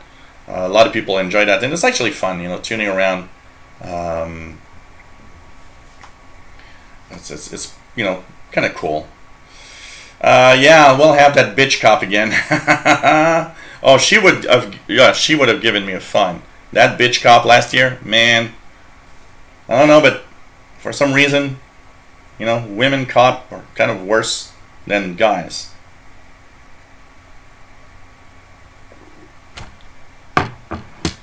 You know, I think one of the things that's going to be nice with the visual aspect, with the kind of radio and shortwave radio explanations with the TV, you'll have the visual, and I'll try to explain, of course, as best as I can, the different aspects of shortwave propagation and stuff. You know, last time, one of the things that a lot of you found interesting was when I explained that the maximum usable frequency above your head is not important. It's the maximum usable frequency between the place you're listening to and where you are that is important. And that's the important thing to check out. So when you want to listen to a station, the MUF between you and point B is better than what's happening over your head, because the signal is not coming down right over your head. There's an angle in the shortwave signal where it's propagating from. So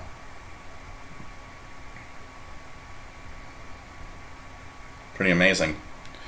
Jason Robert says, I tried picking up some European medium wave stations on my Grundig Satellite 750 with a tunable loop antenna a few weeks ago, but nothing.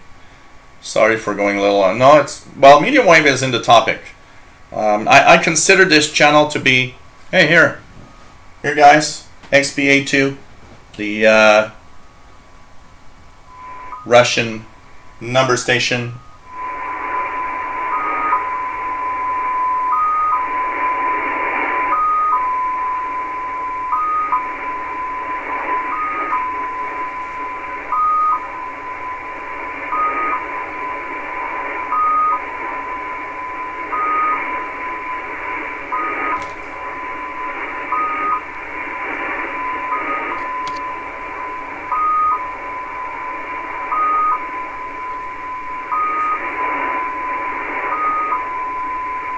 Well, 13923 XBA2, which is a form of number station, if you want, that I can hear right now.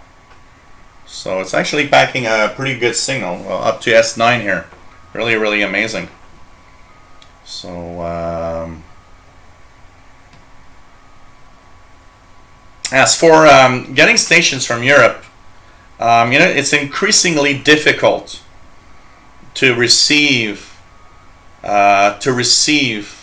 stations from Europe on medium wave. And one of the things for sure is that you need to move the radio maybe away from your home. Maybe you're getting too much noise also. It's very, very difficult, and conditions are not always right. It doesn't mean because one evening you're listening to or you're trying to get European medium wave stations that you didn't hear anything, that you'll never hear anything. Conditions need to be right. I remember back in the 80s when I did receive Norway and a few other stations. It wasn't every night. It was in specific moments. And one rule that I found pretty nice, so it's sending out something right now.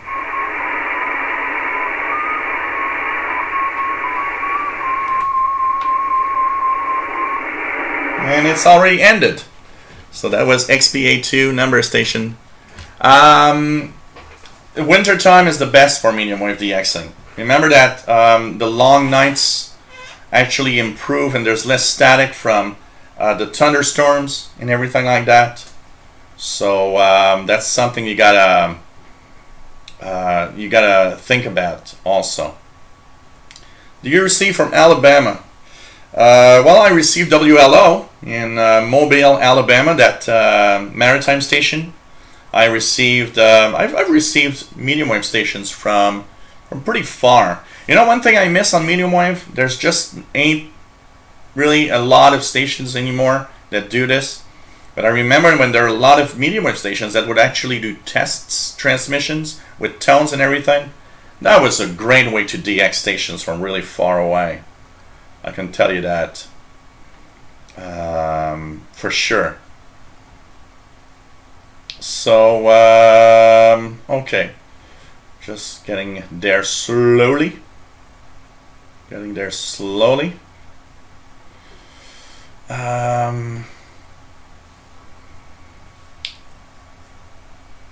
Yeah, so number station, that frequency was 13923 XPA2. So really nice. I hear, the XPA2 one are quite easy to listen to in general. XPA2 number stations are in general, if at the right frequency, because every day they're not at the same frequency, not all the time. So every day there are days that are better than others to have it and to receive it. So this one, all the frequencies that were mentioned now were kind of good frequencies for me. 13923 right now, 2144 UT is kind of a good frequency to get something coming from Russia. So and that's a number station. It's a digital number station because it's obviously in a some kind of MFSK type mode, but it is kind of a number station. Now, it didn't broadcast much now. That was kind of more of a null message probably. But when it actually transmits messages, it actually can last quite a long time. You know, easily 5, 10, 15, 20 minutes. It depends what they're transmitting. Crooked Ninja, you know what? Try regularly, because I can bet you, you will eventually catch some of those Russian stations, for sure. For sure. David Arden says, listening to Europe on medium wave is very difficult. Best places on the coast with beverage antennas. Yep.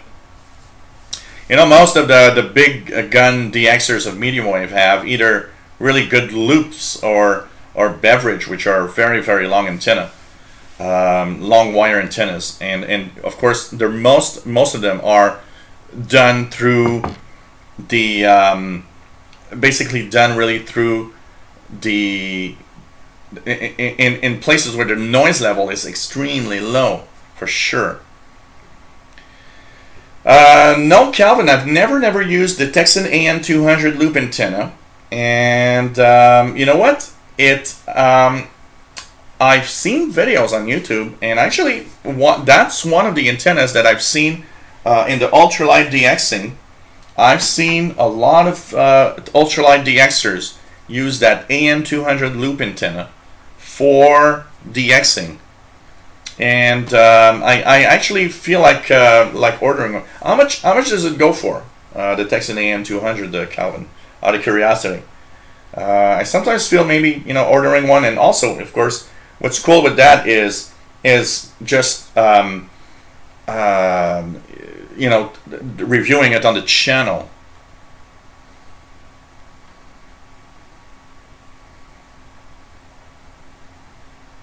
And yeah, through email I have you know, through email I've got Marco that left me a message, enjoys the show, says I answer too many questions from the chat room.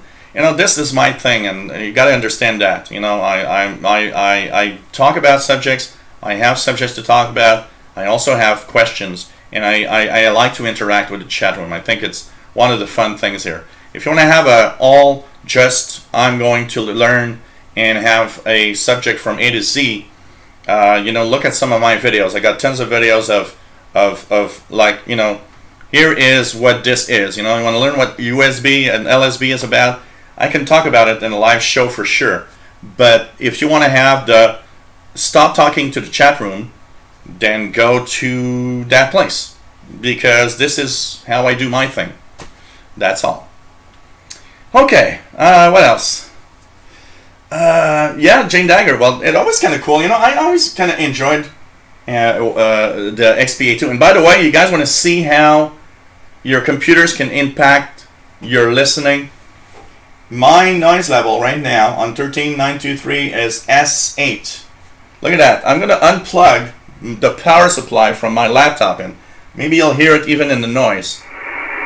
Okay, look at that. Now I'm unplugging now. It's gone down to S5. Plugging it back up to S8. I had to unplug this. This one is a very cheap power supply from China. And I'm going to tell you one thing. That is the worst crap noise that you can have on a radio. I can tell you that. Can tell you that. So around $20, I'm gonna get one. I'm gonna get one and talk about it. I have to try that out. That loop antenna, AN200, for sure. Hey Kevin Wine, nice to have you here. Winter's so much better for DX. Well, you got to be careful. Every season, that's one thing that I like to talk about, because there's, you know, always these things that show up from time to time. Somebody will tell me winter's better for DXing, or that's better for DXing, or when the solar activity is higher, it's better for DXing. The first rule that I would always put is any time is a time for DXing. Anytime. You just have to know where to listen and search for signals. There are signals better in the winter. Medium wave, for example, is much better in the winter time in general. low frequency DXing. For example, if I DX in the 80 meter band, you can DX throughout the year, but often the 80 meter band, there's like this transition time between summer and winter where it actually is like at the peak of its frequency, of its propagation, I would say. So winter is better for DXing on certain things, yes, absolutely, Kevin Watt. But summer is good for other things. An example, I get Asian stations or I get Radio New Zealand much better most of the time in the summer here, especially at 15720. But in the winter time, there are other stations that I hear that I DX. So it's just a question of shifting the stuff around. Winter and summer have different patterns of what frequency and what you'll hear and from where. But I do believe, sincerely, and I think I've shown it very easily on a lot of my videos, DXing is a 365 a day per year thing. But of course, certain stations, certain frequency ranges are improved in winter, mainly the lower frequencies. Others, it's in the summertime. Some of them will be in the middle. My favorite time for listening to shortwave, honestly, is at the equinox, around spring and around fall, because these moments when pretty much Earth is pretty much well separated into nighttime and daytime, there's some effect there that's amazing for some frequencies and some stations. So any time of the year is good for DXing, but there are some frequency ranges and some stations that are better and sometimes than others. And of course, yes, there are some things in the high solar activity that are better than some in the lower solar activity. That's for sure.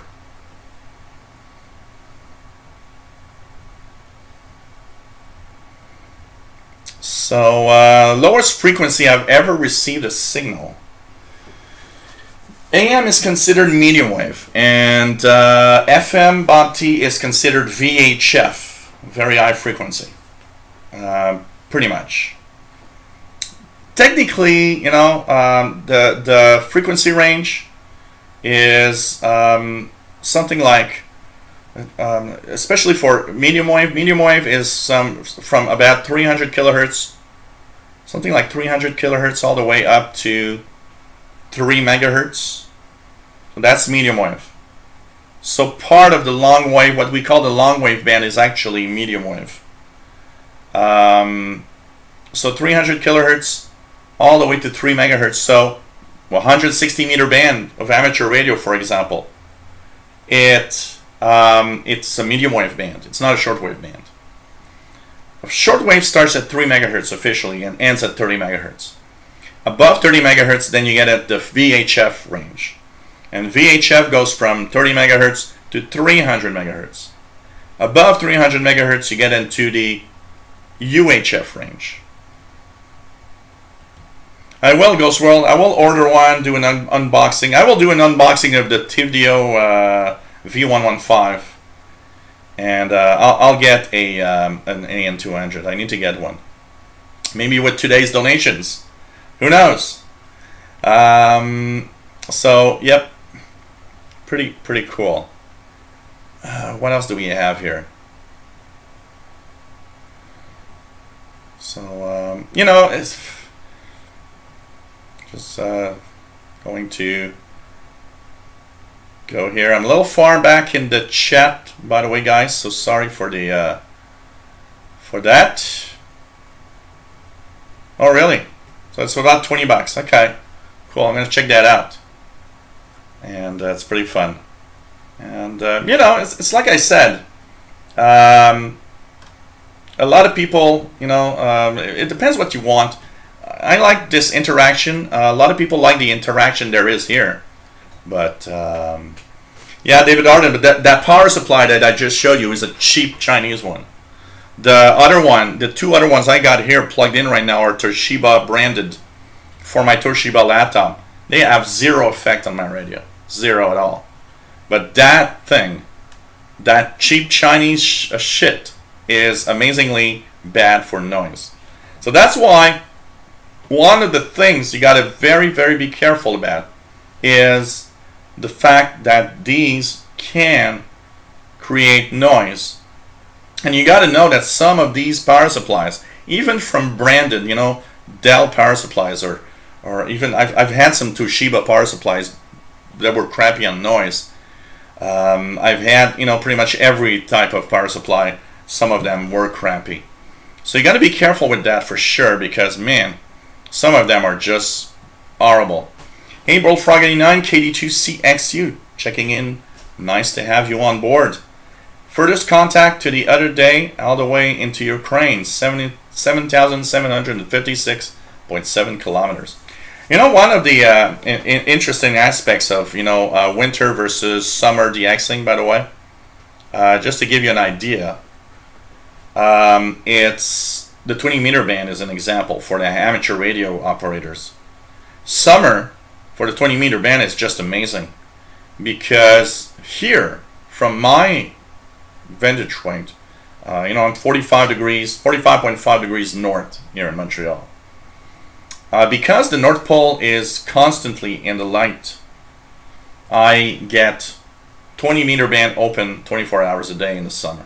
So it's cool because at night, it could be midnight, and I just go on 20 meter band, and I get all of these European stations and Middle East stations. It's just so cool. So cool. I can tell you that. But, DXing is good all the time. All the time. And with, some improvements for some frequency ranges in the winter, and some frequency ranges in the summer. So, who is a good radio supplier up in Canada? Well, here in Canada, where I often, in Montreal, it's sad because it is a big city. There's really no one around. There's really no store around much for any radio stuff. Everything that actually existed in Montreal is pretty much dead now. But there are a few good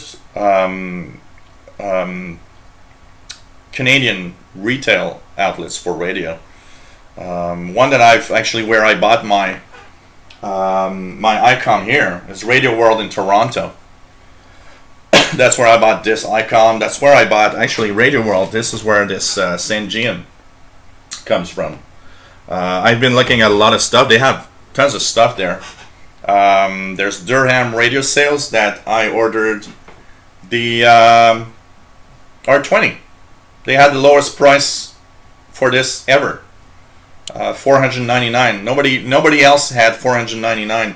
Radio World, when I bought this, was $499 when I bought it, and at Radio World they had it for $579. So I thought, hey, for $80, the only difference, Durham Radio Cell said, oh, okay, we'll order it for you because we don't have it in stock. And basically, it took maybe 2 weeks longer to get, but at least I saved $80, which is $80 in my pocket to buy other radio stuff. So for sure. Yep, we are getting into the equinox in 10 days. About 10 days, a little more, 11 days, 10 days. So we're at the peak of the summer DXing season, by the way. That's for sure. We're at the peak of the summer season. So pretty amazing. So pretty amazing. What else do we have here? David says my QRM is from the house itself. I think it's the grounding wire that runs from top to picks up. Yeah, here I live in a 1950s house. Back then, ground did not exist in the electrical stuff. So my electrical outlets, even though they have three the three North American, plug thing, the ground is not there. There's no ground in any outlets here, except for the one that's on my stove for the 220. There's one on my stove. That one is grounded, and it's the only grounded outlet that I've got here in the whole apartment.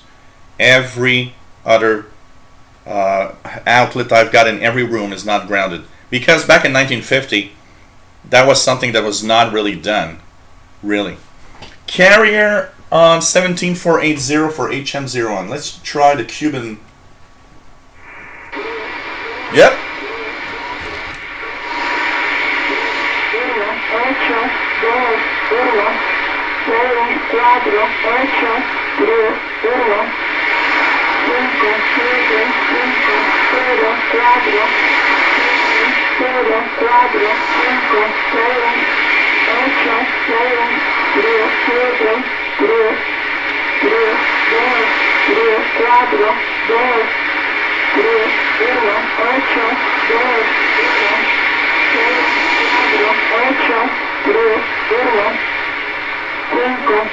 So this is HN01, the Cuban number station. Actually, you know what? Probably now what they do is say, hey, don't take the radio, go on the internet, watch YouTube. This guy from Canada is always broadcasting our secret messages now.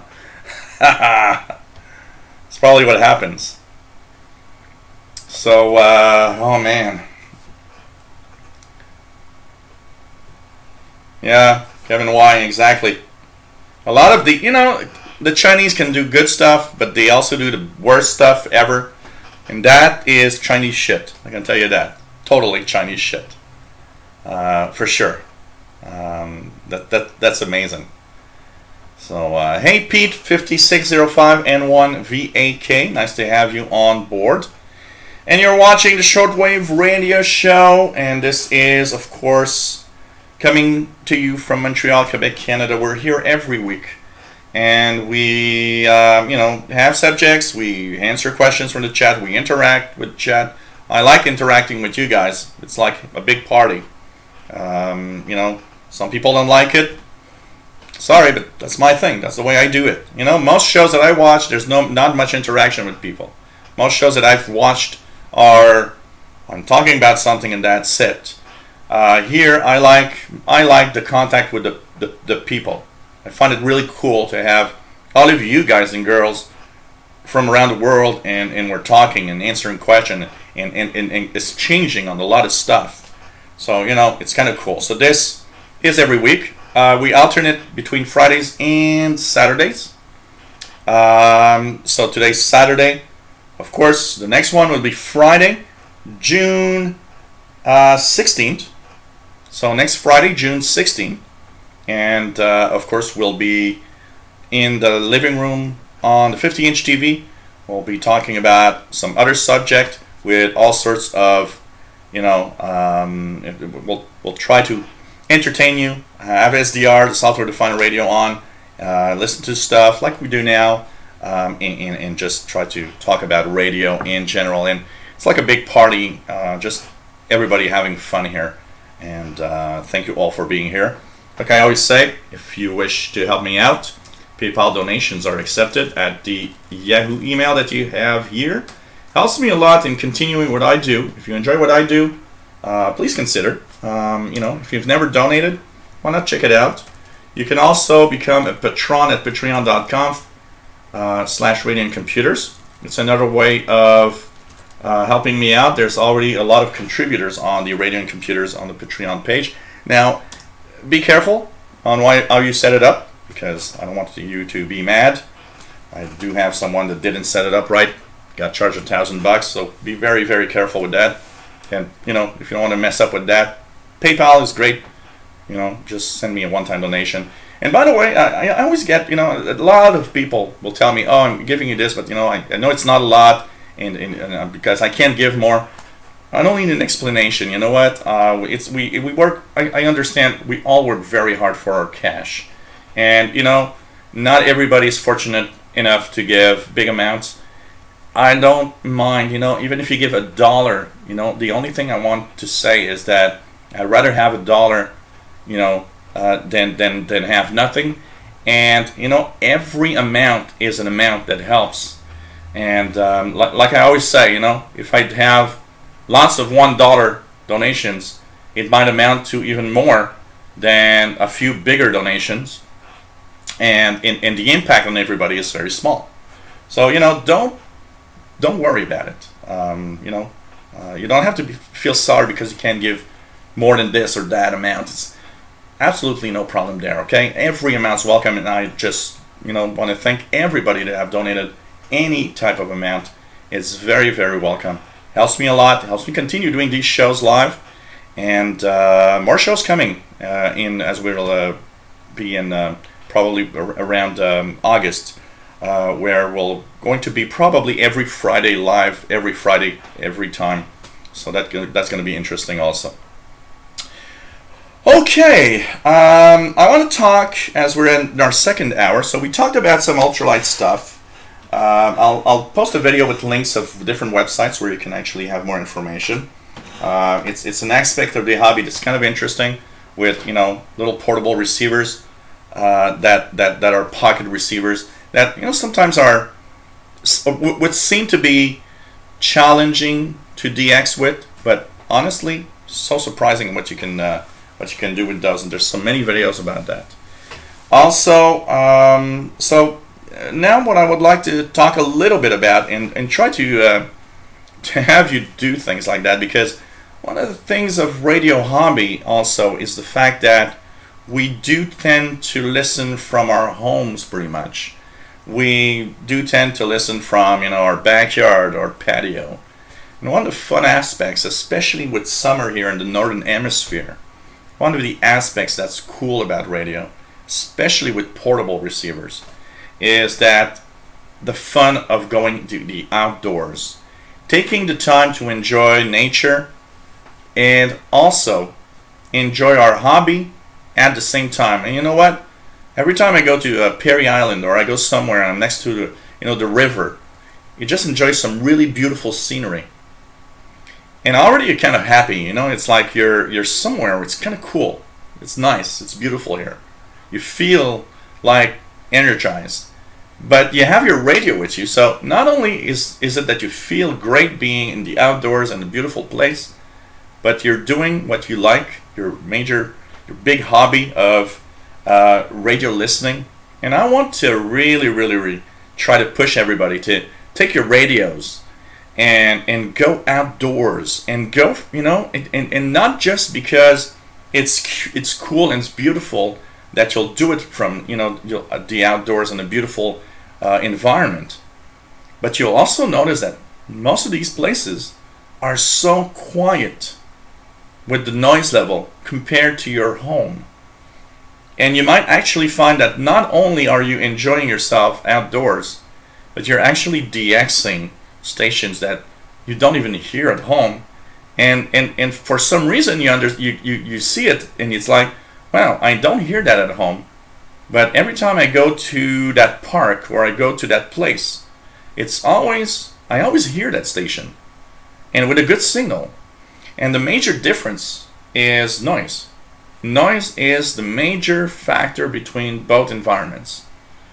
And if you look at my Perry Island DXpedition videos, look at everything that I've heard and received from there that actually you won't necessarily hear in your home. It's surprising, and I very, very much say that you need to do that for sure, to go outside. And so what do you need to go outside? And we'll talk about some of the minimum requirements, some of the minimum things you should think about when you go to some place. How to choose maybe the place you're going to go to, and how to set up, what to bring with you. Sometimes, have little ideas of what to do are kind of interesting. Ghost World, did I ever think about being a teacher? I got when I was really like doing a lot of tech jobs. Of course, I would say that about 40% of what I would do as a tech job were explaining the computers and the stuff that they wanted to use, and they really enjoyed that, and they really think that it's a great I'm a great person to explain to really teach stuff. I even taught to some teachers that told me, "Wow, you're really good." So there's still yep. Still have the it's not super strong, but we still have the Cuban lady, by the way, 17480 HM01 17480. And I don't know that one, Richard. McFarland radio cells. Where's that located, Richard? So yeah, just a hot and neutral wire, no ground, Kevin. Back in the 50s they didn't do that. So no, it's not not here in Canada. It's very complicated. Houses that were built before a certain period of time, you don't have to.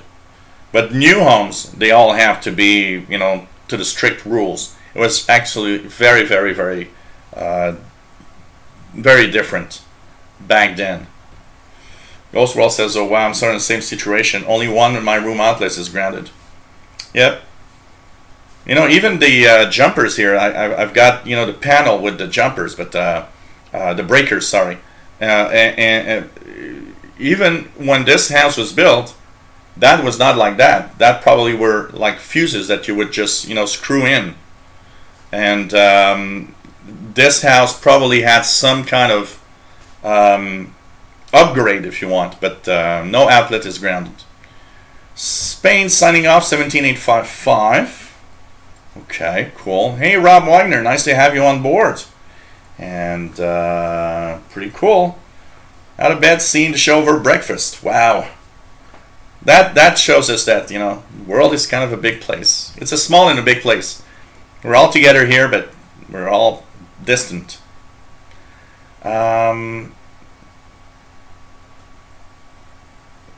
Well, you have to, Ghost World, to add grounding and increase the max amps.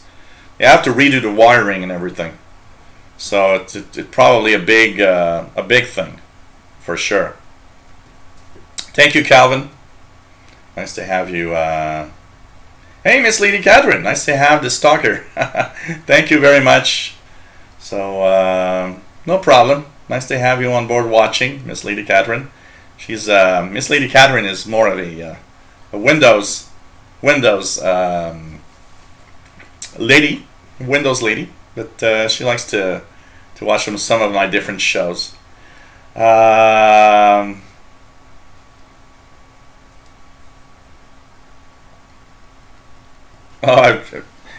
I'm one of the funniest things. You know what, Jane Dagger? I am the worst guy for coordination of colors and stuff. I can tell you, it's really all in just the. Oh God! Thank you, Ralph Bender. Well, I do understand that.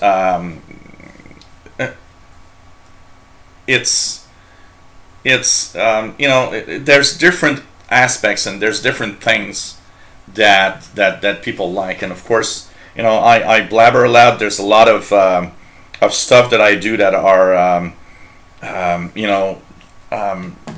much of the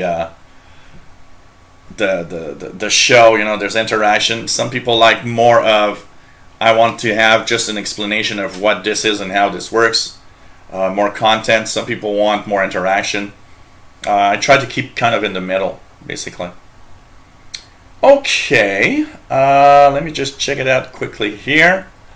So, hey, take care. PLF Radio, was nice to have you on board. So, pretty cool. And well, I would guess Mad Radio DXer, that maybe I would be a better teacher than some. I had some really horrible teachers in school, I can tell you that. God. Yeah, what's colors, Kevin? Why? X80Xer Keegan, nice to have you on board from Northwest Arkansas, 87 Fahrenheit. Here it's 26.6 Celsius, so it's about close to 80 Fahrenheit. So really nice to have you. Expository dance movements on YouTube. Okay, I do move a lot when I talk, and that's one thing that I had noticed at some point. I'm gonna fill up my my beer here because I am starting to have a warm beer. Tonight is Titanic time, so I will be sinking with the show. Hopefully not. Hopefully not. And so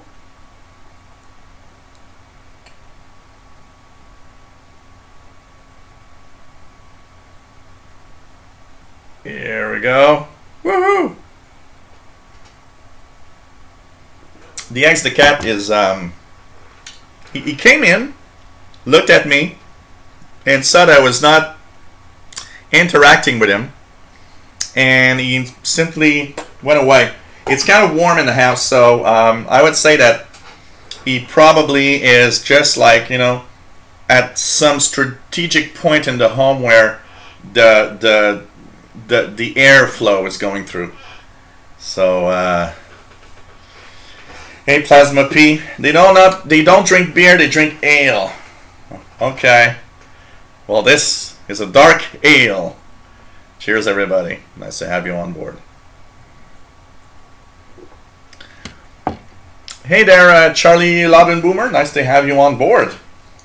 Root beer for X&ADXer. That's perfect. Perfect. Okay.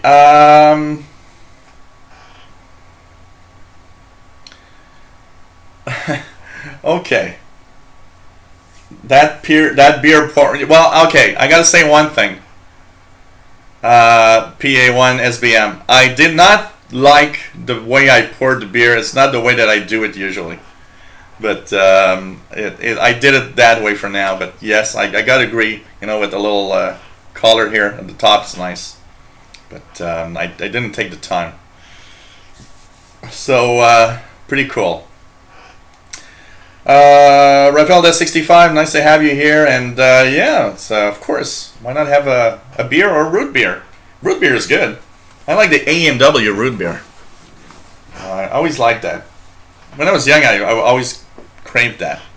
Danny Shortwave Riedo DX from Yonkers, New York. Sunny 87 in Yonkers, New York. Nice to have you here. So, okay. If you go out and do some DXpedition, one of the things that you need to do is first pick out a location, of course. So what do you do? How do you pick out a location for my DXpedition? For example, if I were to go somewhere to DX with my radios, where and how should I choose it? Well, one of the first things that I will, of course, choose is being far from any industrial area, far from any home. Why? Because I want to make sure that the noise level is as low as possible. Also, try to find some place that's far from any electrical power lines. Because these are all things that will actually make noise in your radio. And the first thing that you want to do is make sure that you want to be far from noise. So you need to be far from civilization, but you don't need to be that far. And to give you an idea, if I just go to the park here, 5 minutes from here, which is if I sit, I don't know, 40 feet away from a house in the park, I'll be about 40 feet away. I already have almost no noise. You know, it actually goes down really fast once you're going away from homes and power lines. So it doesn't have to be, you know, the expeditions. One of the biggest thing about the expeditions, a lot of people see these, you know, guys that have money that will do the expeditions in these very far, remote away places, and say, okay, you know, it's this is where I don't have the money to do that. I just, you know, it's like you don't need to do that to have the best, you know, the expedition in the world. A park could be enough. You have a local park, go in your park with your radio. Just try it out there. Of course, be careful. You know, I know some neighborhoods are a little more problematic than others. Here in Montreal is a pretty safe city. I've never had anybody. I've never really had anybody, you know, bother me or anything. And then again, I always bring my R20, so nobody bothers me. They all think that I'm a cop in the park with my walkie-talkie or something. So that's the funny part of it. But you know, be careful where you go.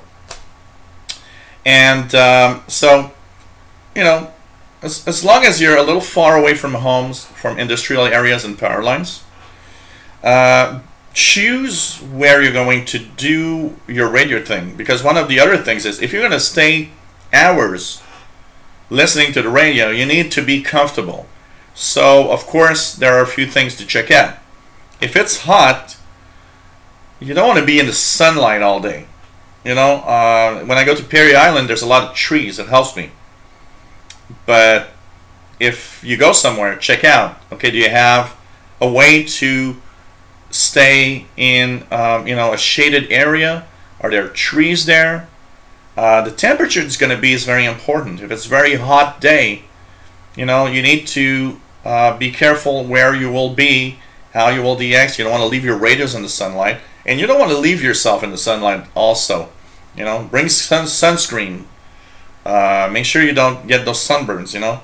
So there's a lot of things that you need to just think about. Like, you're going outdoors, you're going into, yes, an urban area, but it's still kind of closer to nature than within your apartment or your house. Hey there, Carol T. Nice to have you on board. So that's one thing you need to choose correctly, where you'll go, as far away as you can from houses and industrial areas. Shaded area if possible. Will you have a place to sit down or do something there? Like, because, you know, Perry Island, for example, for me is great for a very simple reason. Perry Island has picnic tables. Now, you guys that have watched some of my videos, Perry Island, I've noticed sometimes I'm sitting in a chair, in the, you know, next to the water. I have a fold-up chair that I can bring and, you know, put on my back, and then I get on the, I'll get on the, you know, on my bike and ride there. So, if I don't feel like it, Perry Island is cool for that. If I don't feel like bringing my chair, well, what's cool is I can just say the hell with it. There's picnic tables there, so I'll be comfortable on the picnic table, and I'll be able to listen. Because once again, remember, you don't want to go there for 30 minutes.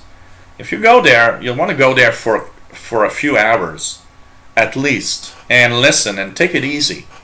So fold-up chair or picnic table, or some way that you can sit down comfortably, because if you're sitting down in the grass, one of the things that you'll notice is that sitting down in the grass for a while tends to make kind of, you know, your back ache a little bit, or, you know, not really have that much fun.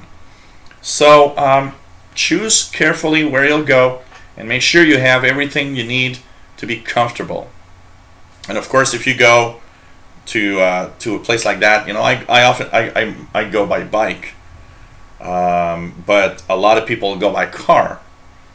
Of course, you can easily bring whatever you need to be comfortable. Then, once you're there, remember that you will, of course, also want another thing. You'll want to be, you know, hydrated. So bring water, bring your favorite drinks. Most places don't accept alcohol, so if you like alcohol, you'll have to disguise it. But thing is, you just need to be, you know, bring water with you, bring everything you need to stay hydrated, and you know, a little something to eat. will also keep you alert in whatever you're doing. So the first thing is you got to be very, very, very, very, ready to stay several hours in an area where you'll have to be comfortable, hopefully in a shaded area. People are hearing, by the way, Falk and SG2 East Nebraska. Here's something on 6940 USB. Let's just check it out here. 6940 upper sideband. And I've got absolutely nothing here on 6940. But Falk says music, pirate of some variety. So maybe in the West Coast you guys can hear 6940 USB. There's a pirate apparently there. So that's the first thing that you need to do. It came up to mind as Carol T says, I've the expedition from a car before. If you wish so, it's possible. You can bring your portables, all you need, and put yourself somewhere in a parking lot somewhere and DX from your car if you want. Of course, that's possible. That's possible for sure.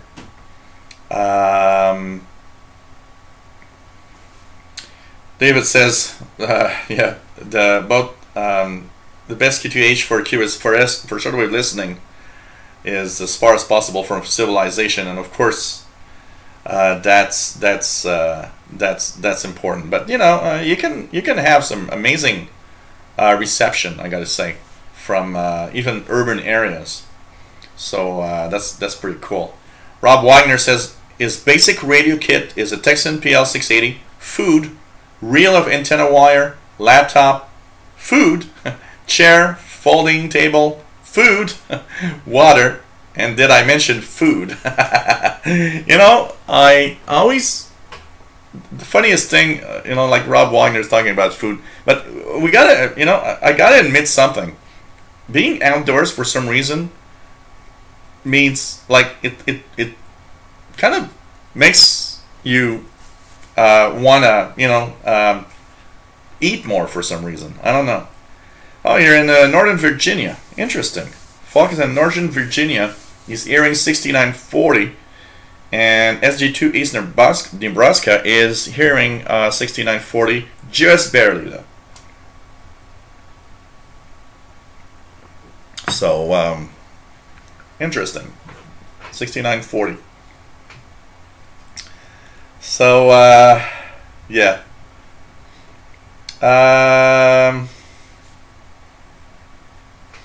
Richard Cook's got music on 6930. Jerry says nothing on 6940 USB.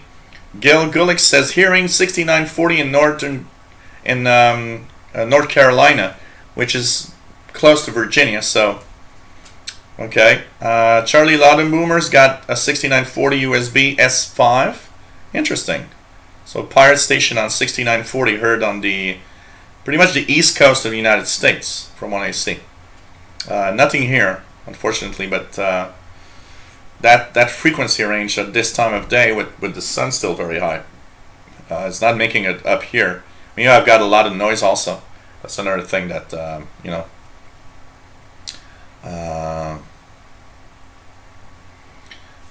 amazing. David Arden says, I DX from my van as often as possible using the van radio. Vehicle radios are some of the most sensitive radios out. Well, you know what, David Arden? I was amazed. Last year, rented a car and started tuning around the car radio. And I was amazed at how sensitive and how good the reception was, both on the medium wave and the FM band with that. It was amazing. I was really, really amazed. For sure. Really, really something interesting. Carol T says, when I the expedition from the vehicle, I was in the woods, used my IC 7200, which is not a portable. So, yeah, well, of course, the advantage of DXing from a car has one positive point of using a car for a big radio that you have to power, because the car's power is there. So of course you have more possibilities of powering up your radio when you need it. And ham gear even better, because when you transmit, it takes a lot of power. So Jerry says 6940 starting to come in. Okay, interesting. And getting stronger. I'm gonna try it again to see. Pete N1VAK, hello. 6940 S9 in Eastern North Carolina. Let me just remove that power supply shit.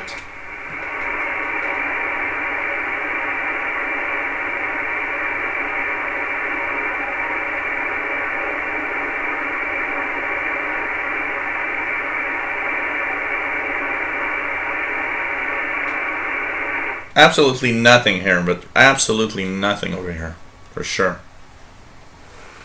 Absolutely nothing.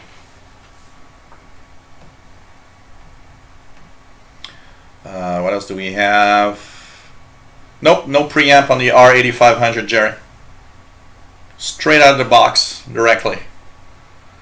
Royal Howard says all noise on 6940 and Niantic, Connecticut. So, right on the shore. Brett Wayne says 6940 is S0, but I can hear it. Western New York. So, shows that it's probably fading out around the state of New York, not making it up here right now on 6940. Okay, what else do we have? GP5 SSB is a great portable for the Expedition, that's for sure. That's for sure. Okay, what else do we have?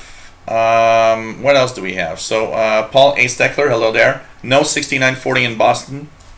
And Richard Cooks receiving 6940, very, very weak. Wow, pretty cool. Pretty cool. Pretty cool. So,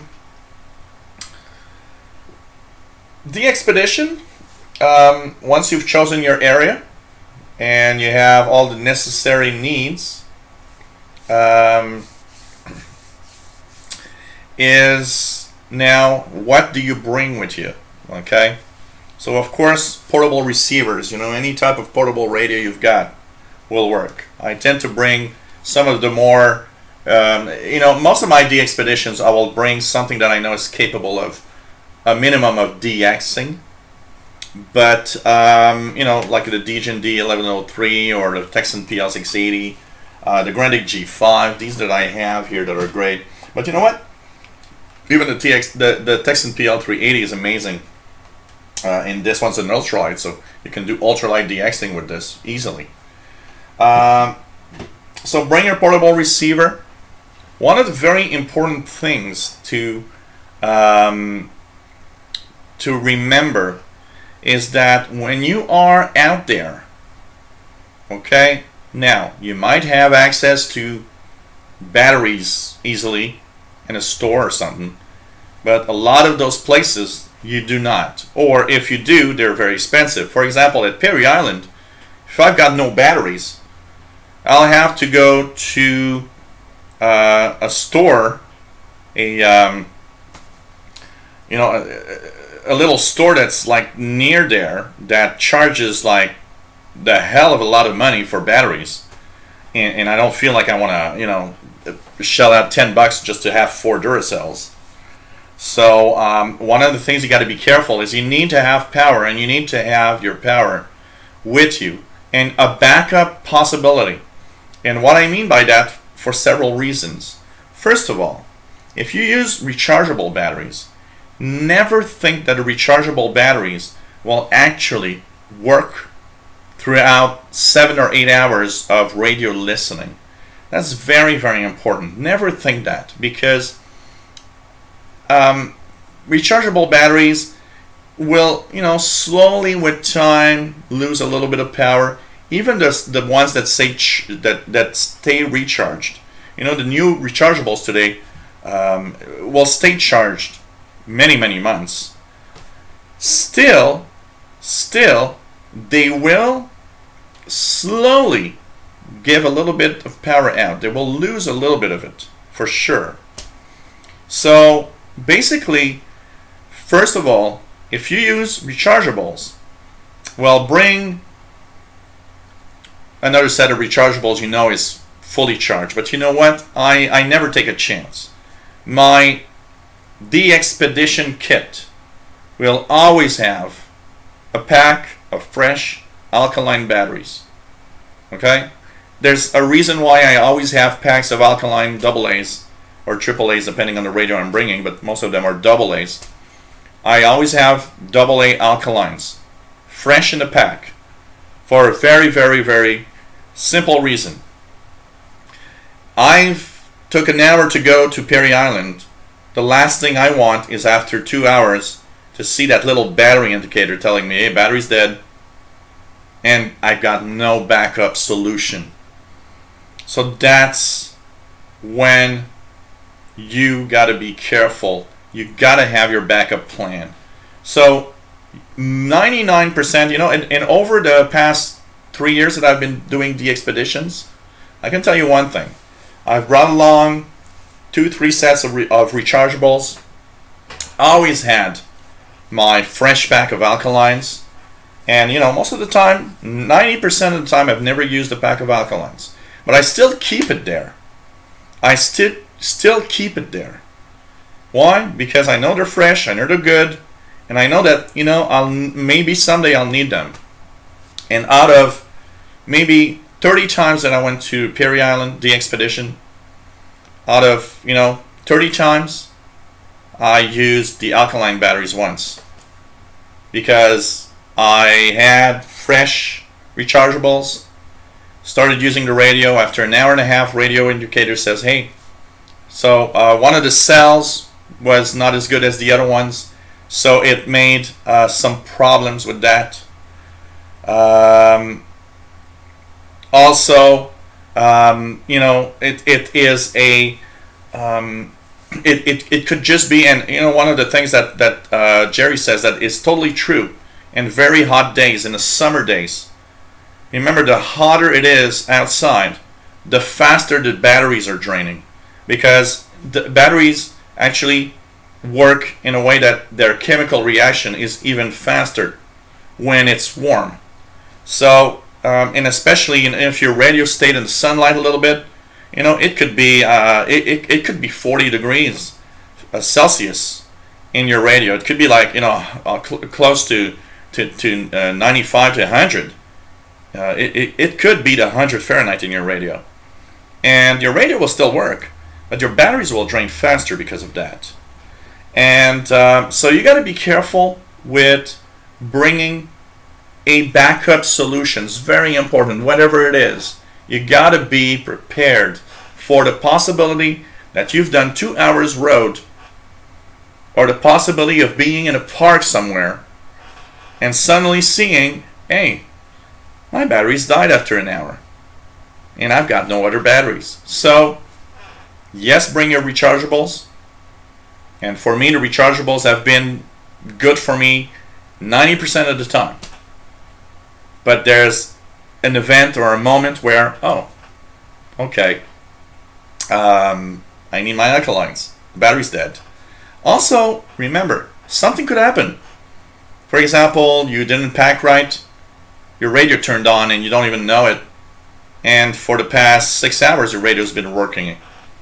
And when you take it out, you notice, oh, radio's on. Well, you just drained your batteries before even using it. It could be that your radio drained the battery. Remember one thing, if you keep your batteries, look at this, you keep your batteries in here. Now these are rechargeables that I have in here, which are, this one is end-along batteries that I bought many years ago, which keep the charge a long time. The problem is, look at the display. The display is on all the time, and it might not draw a lot of power on the display. Okay, this thing does not take a lot of power. It still draws a little bit of power out of your battery. So this display and this radio, for example, I haven't turned this radio on in probably a month and a half at least. And you know what? The battery is not even full right now. Because just the display, the month and a half of display, actually made the batteries drain slightly. So they're not fully charged now. So, these are all little things you got to think about. There are the possibilities you will have no power, and that's probably the biggest bummer. You go out for DXing, no batteries. Kind of sad. So I've never had that issue because I've always had my AA battery pack. My rechargeables are dead. Who cares? I pop alkalines in there. I continue my DXing.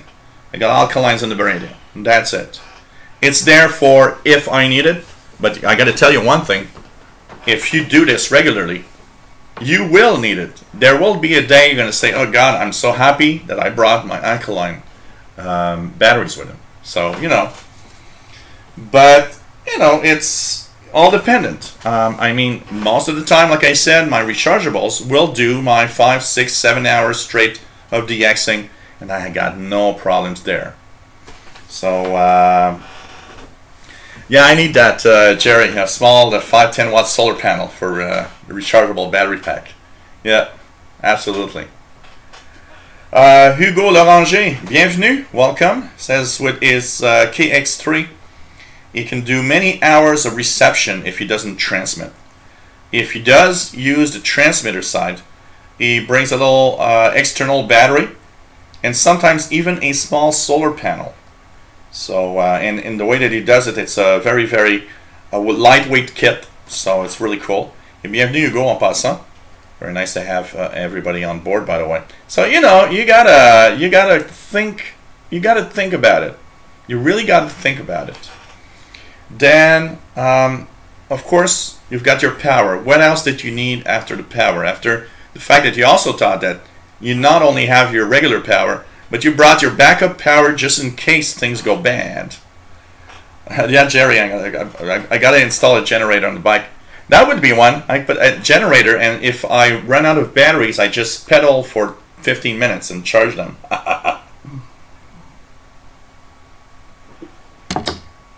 That would be a nice one. Generator on the bike. So, you gotta make sure that you have something that you can use. And you know what? Even if you have rechargeables, okay, because that's what I try to use all the time, of course, because of it doesn't cost a lot. Our rechargeables are cool for that. You're not, spending tons of money on batteries. But alkalines, you know what? A packet of, like an 8-pack of Duracells, for example. These are good for 10 years on shelf life. So you buy yourself. I'm making a Duracell ad here. I should get paid for that. Duracell, please. I need to get paid for this. So you get an 8-pack of Duracells. I saw the other day at the store. I was at a store and I bought one. There was a 16-pack Duracell for, I believe it's $7.99. It was on sale. So $7.99 for a 16-pack of Duracells that lasts 10 years. If I don't use them, you know what? Great investment because, first of all, maybe something in your home will need double A's at some point.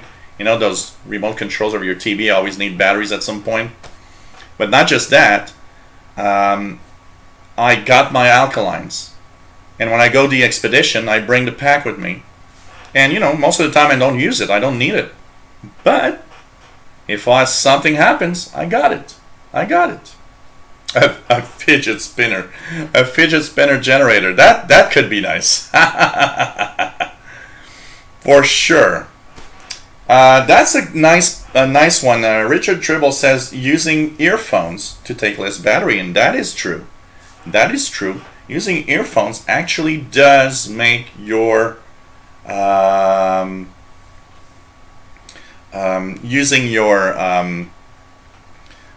your earphones really does use less batteries on your radio. And if you want to make videos, you just remove the earphones for the time of the video, and that's it. Montreal DXing says Duracell's the best alkalines, lasted the most out of all my other portables. If I have a choice, I do buy cheap alkalines sometimes. I've got some. What is the ones I've got here? I've got some. I do buy some cheaper alkalines sometimes, like this. This is Westinghouse. So these are Westinghouse alkalines. I sometimes buy packs like this, but these do not last like Duracells. That's for sure. It depends if I have a sale. If I have a sale on Duracell batteries, of course I will. For sure. You buy Duracells. And Duracells, Bobby. Hey, Patrick Manny, nice to have you here. Patrick Manny says that he had bad luck with Duracells leaking. Batteries used to leak a lot in the past, including Duracells. I did have Duracell leak. One of the things that you got to know is that today's Duracells are actually better. They have more. They are more tougher in that matter. And one of the reasons why batteries leak is because the canister. When you take the battery, the canister, the metal canister that this battery is made of, is actually part of the battery chemical stuff. So when there's a chemical reaction, that metal canister, actually thins with time. That mixed with the fact that the battery inside will sometimes, the gases that are made inside while there's the chemical reactions increase the pressure inside the battery. So a thinner canister, more pressure, at some point it can puncture somewhere. So that can happen. One thing for sure, what is the worst thing to do for batteries? If you don't want them to leak, don't let them stay in a device until they are actually completely exhausted. That's the worst thing to do. Most of the times they will leak before they're totally dead. And that's not the best idea. Leaked batteries are not cool. They do corrode a lot. John Young says, keep your spare batteries where they belong, in the cooler with the beer. So, stock up on Duracells or these batteries. The Duracells do actually, personally, I find the Duracells are the best. I've never liked Energizer. I never found Energizer to last as long as Duracells, by the way. I don't know about you guys, but I got to say one thing. But be careful. Don't buy too many of those. Like the Westinghouse batteries here. I bought those because they were cheap and I needed alkaline batteries now. But be careful with that. And the cheap batteries are very, very bad for leaking. The cheapest alkaline batteries, those are the ones. These leak all the time. Be very careful with that. It's better to buy alkalines like Duracells. And by the way, Duracells are not necessarily always expensive. If you look at sales, like Mick says, stock up on Duracells at Christmas. They often have these big sales because they know that going to buy these toys for kids that have that use a lot of batteries. So many times I've seen a pack of Duracells cost not even more than a pack of these cheaper Westinghouse ones, and you're much better using Duracells than using things like that. You got to be careful. Do you guys think the different marketing names that put on batteries, like now they have Duracell Quantum, and do you think they last longer? Okay, you know what? They do, but there's a very, very important thing to understand about these. Duracell, Quantum, and all these new branded Duracell, and even Energizer does it, batteries are made for specifically for very specific tasks. So for example, a Duracell Quantum will not be a good battery for a radio because this is a slow discharge thing. This thing doesn't use that much power, So the battery takes a long time before it goes from full to zero. So it's not necessarily a battery is going to last longer in this. But if you use it in a digital camera that uses, digital cameras are power hungry things. They use 1 amp. The one I had here, the Canon, I measured it, 1.2 amps while using it, taking pictures. No wonder these batteries don't last. Well, Duracell Quantum are simply batteries that are made to deliver 1 amp, 1 amp and a half to these devices, and will last longer in, for example, a digital camera or something that's very power hungry. So it will last longer there, not necessarily in a radio like this. That's the difference between these batteries most of the time. So they do have a different purpose that you need to know about. So and one of the things, Randall and Ramsey also has a great tip, which is also, it's a great tip. Listening to shortwave, by the way, if you want to DX a lot, having headsets or earbuds that actually block a lot of the outside noise are great, because it is so much better to DX with headphones to understand what you're actually listening to than, if you're outdoors. These things have very small speakers, you gotta say. So if you go outdoors with one of those, you might find that the audio isn't as strong as you thought. So having earbuds, earphones is, yes, not bad at all idea, for sure.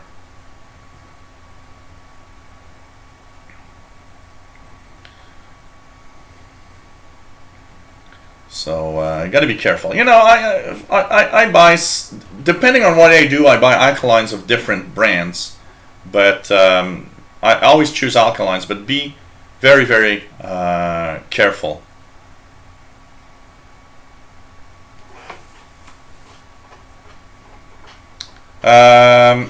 Adult Lunchables. The only reason why it's you travel to DX is to get better conditions to listen to. It's much better to listen to in a environment where there's no noise, in a big park, for example, than in your home. There's less noise, so you hear a lot more. And batteries don't create noise. You never use a portable receiver. Okay, that the rule number one of portable receivers is one thing, is that they create a lot of noise. I never use my portable receivers with the wall adapter that comes with it. It is just adding noise to the radio. Batteries do not have noise, and this is really good for that, for sure.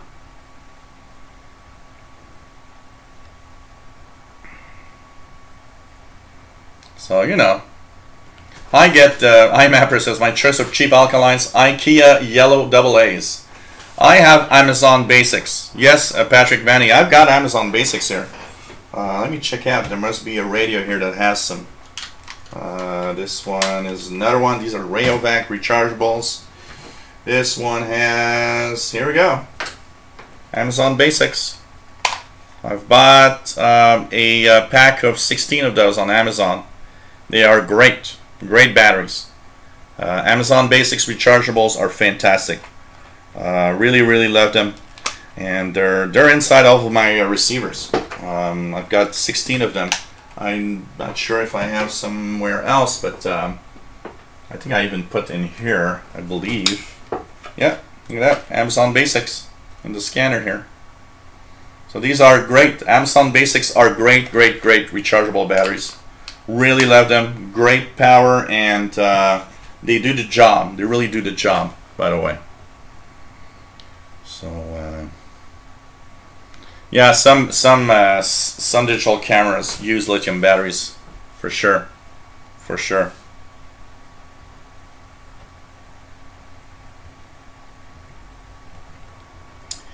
What else do we have here? Let's check it out. Paulie Stegler says, my Texan is powered by hot air from Brother Stare. Hey, I'm sure with all the Brother Stare frequencies in use simultaneously, we could probably power our shortwave receivers. Can't we? Can we harness that power? You know, we can at least say, well, the power of God helped me power something, my shortwave radio. Love it. So, you know.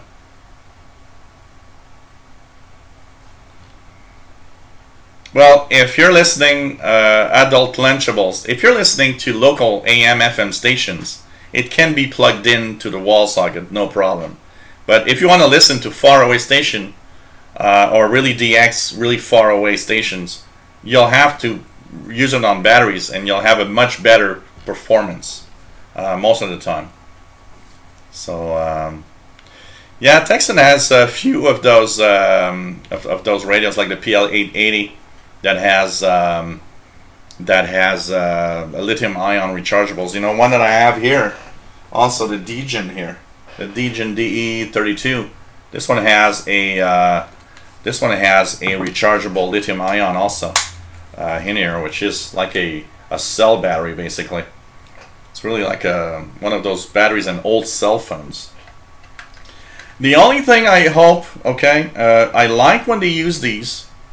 But what I hope is that they use a model battery that is easy to find if you need to replace it.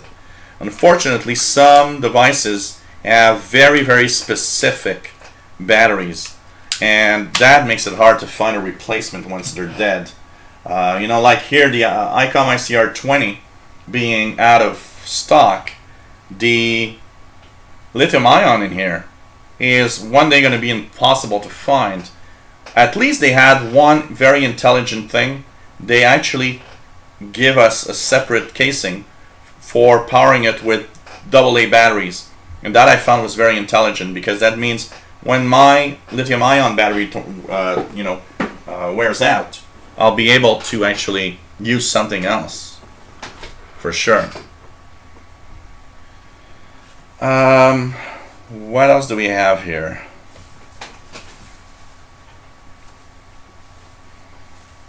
Scott George, hello there, welcome aboard. So, it can in some cases, adult Denchables, it can in some cases. Hey, want to know about? Nice to have you here.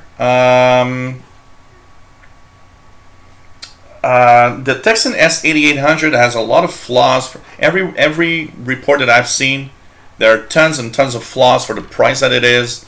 It is... Actually, on shortwavelistening.com, they had a couple of articles that started out with, looks great. The last article was, you know what, for the price that it is, I can't say to everybody to buy it because it has too many flaws for the price you pay. So,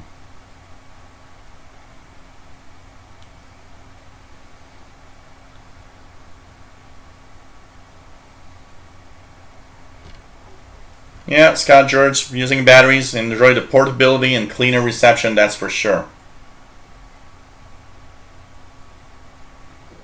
That's for sure.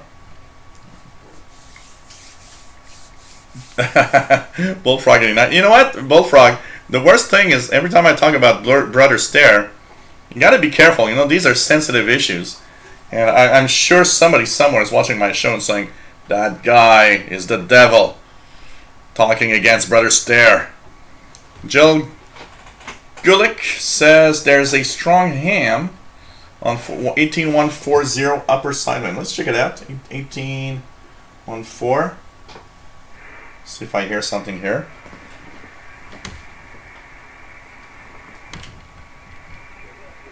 Yep. I think I just heard Delta 5 Zulu.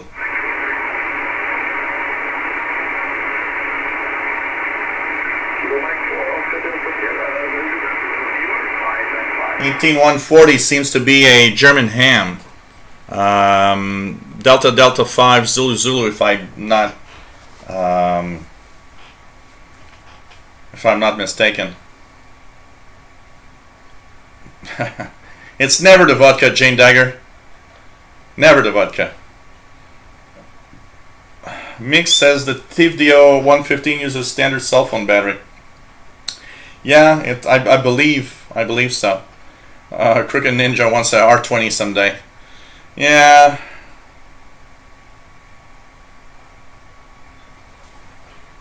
In some cases, it does adult Lunchables, because sometimes the noise is actually sent directly to your radio from that wall adapter, basically.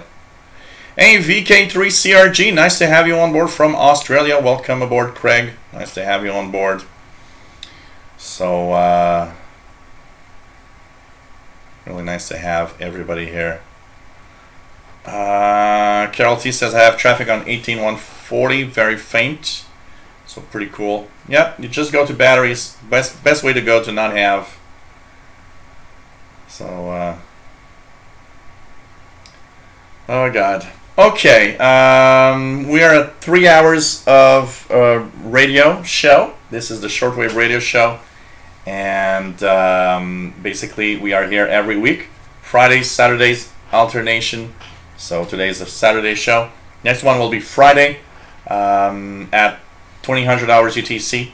And Friday, June 16th. So I hope you enjoy. I just want to, before we continue on a little bit more, say that PayPal donations are accepted. If you love what I do, please consider donation at the PayPal Yahoo email. Helps me continue in what I do. It really is important. And you can also become a patron on patreon.com/radio and computers. And if you never donated and love what I do, want to think about a little something, and you know, if you like what I do, and if you already donated, thank you so much for being here. So yeah, adult Lunchables. This is usually pretty much always a 3 to 4 hour show. We've even had a 5-hour show, by the way. YouTube only, except we do have exceptions. For example, there was a show about pirates where I was on the air via pirate radio activity. So some pirates were rebroadcasting me. There was also a few broadcasts through channel 292 in Europe.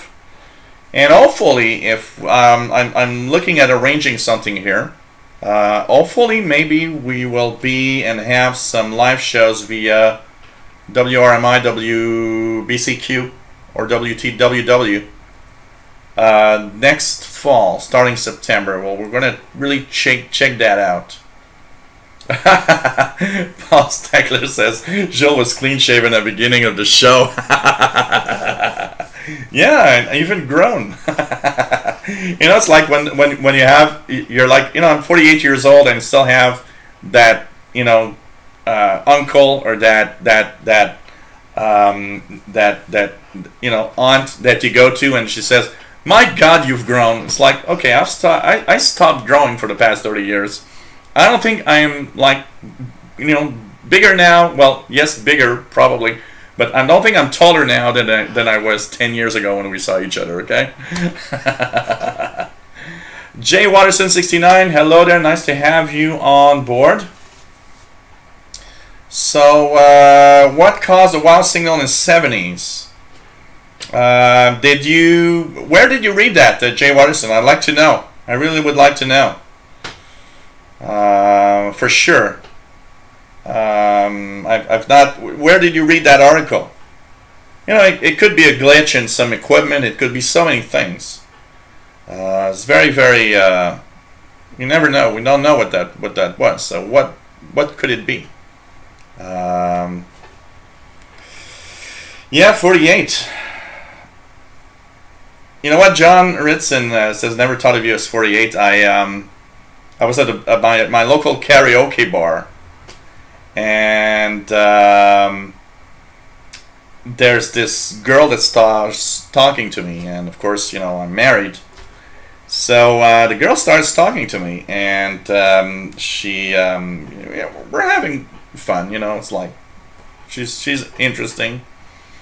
And at some point, we talk about something that is like, making me say, well, I'm 48, so I've seen a lot of things, And she looks at me and she says, "You really are 48?"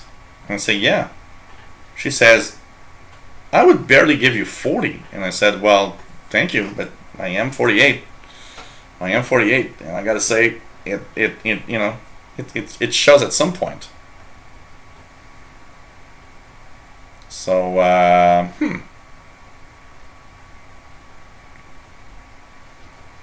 Hey, Southern Illinois San, nice to have you here. Yes, Perry Island, if everything goes according to plan, and it's supposed to be this week, probably this week, I will have my first Perry Island action. So, I really want to. The weather's been so bad that, man, just horrible. So, amazing. So, a comment. Interesting. So, hey, 73, Richard Tribble, nice to have you here. Have a nice supper. Take care. See you, lady. See you, lady. See you soon. So,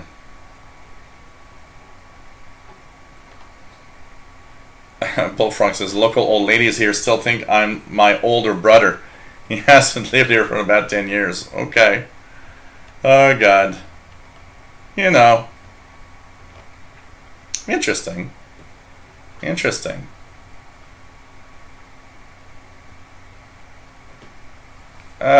There's if you type wall signal Jane Dagger, you will see a lot of articles, and who knows?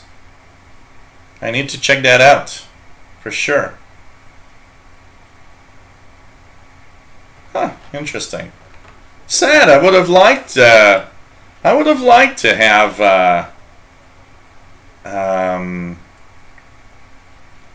some kind of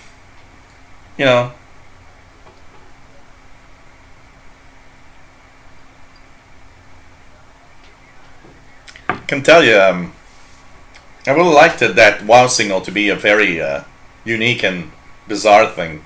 I actually like the wow signal better not knowing what it was than now knowing what it is. Oh, God. John Ritson says, Jill, I was thinking you were just a few years older than me at 39. You're aging well. Thank you very much. Oh, God.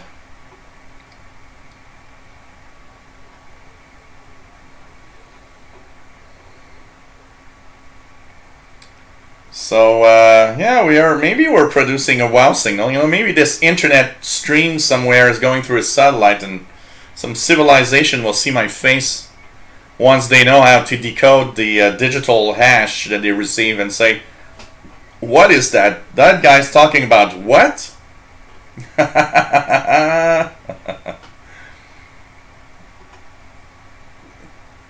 You know what? The alcohol is probably what's keeping me young.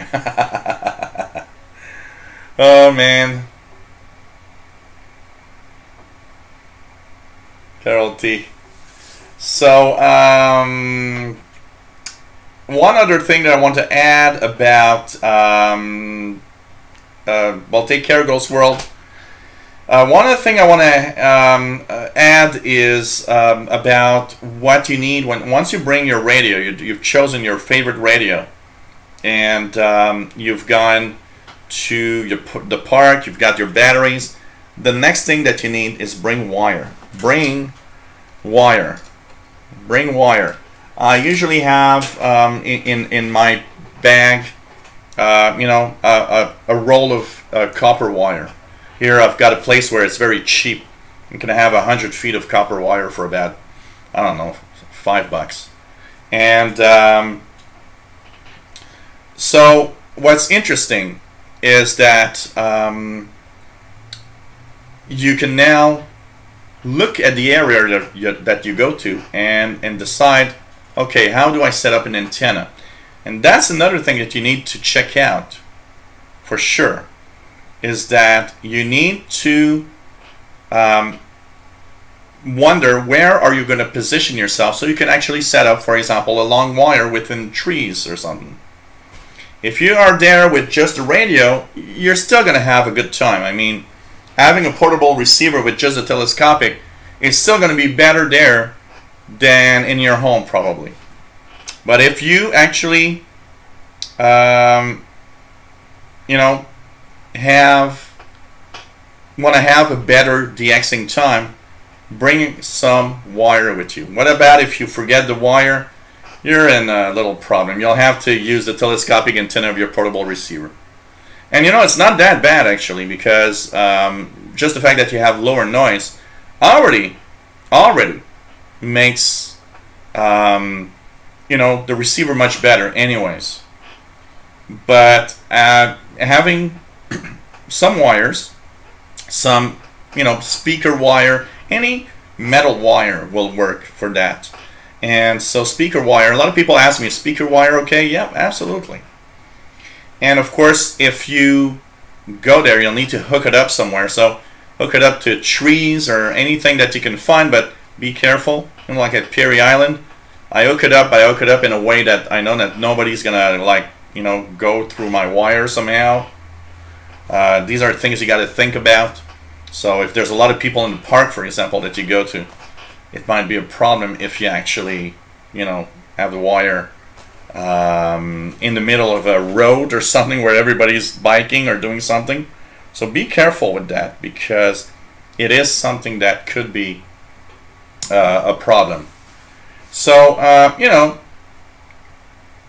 basically, you just take a piece of wire, hook it up. If you have a, most of the time what I do is actually I bring along, some, here, I'm going to take something like this.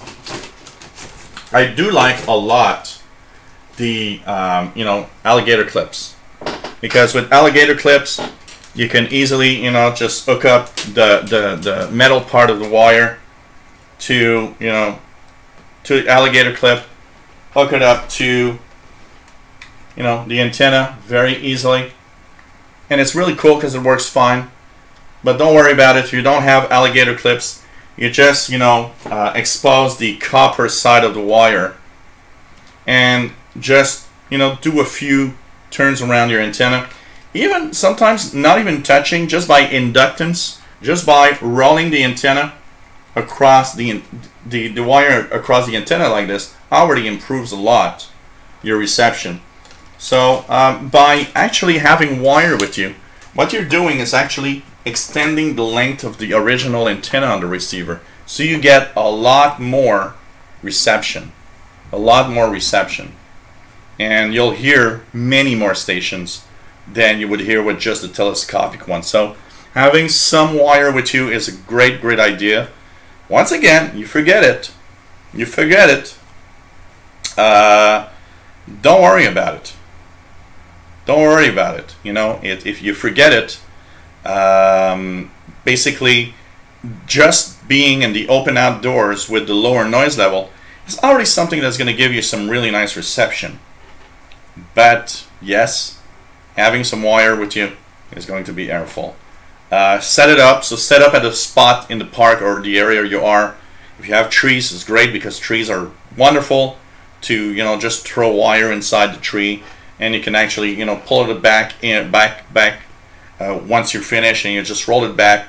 And one of the things that's very important is it's very important that make yourself, I have here a bag that has all of that already inside. Make yourself a DXpedition bag. Make yourself something that you don't take out everything every time you want. You keep, my bag contains a roll of 100 feet of wire. My bag contains my pack of alkalines. My bag will contain the basics that I always use. It will have, a notepad, pen, and of course you will have, after that, to just remember to bring the batteries, or rechargeable batteries, your receivers. If you forget the receiver, you're kind of out of luck. enjoy a very beautiful day outdoors. It's, the worst thing you can forget is your radio.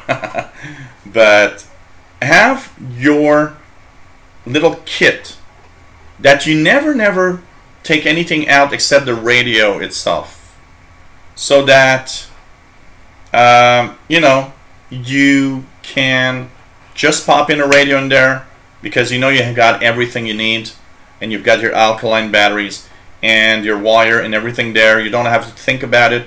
The more you think about it, the more you have to think about the different things you're going to bring, the more you're going to forget about something. That's very important. And last but not least, for somebody like me that actually will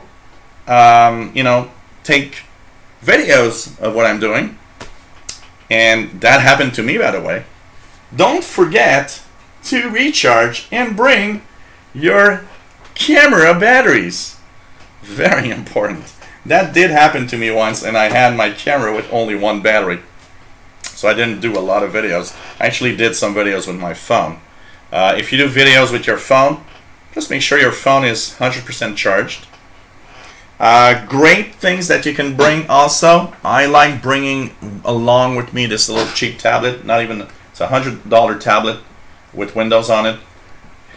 This gives me internet. This gives me the possibility to view the schedules of stations. But you know what? You don't need this expensive gear if you want. Print yourself schedule lists.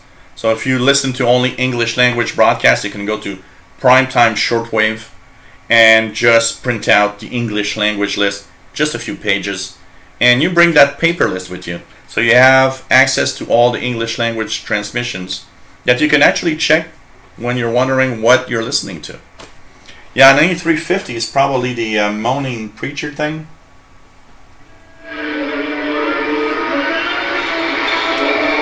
No, this is not a horror movie.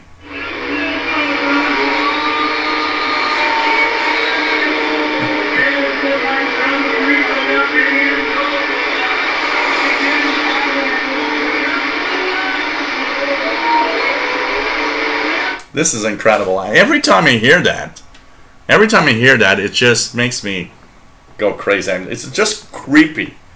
The moaning show of Brother Stare. That and the Screaming Preacher. Two best programs there is that and the Screaming Preacher. Oh, God. Okay, thanks, Jay Watterson69.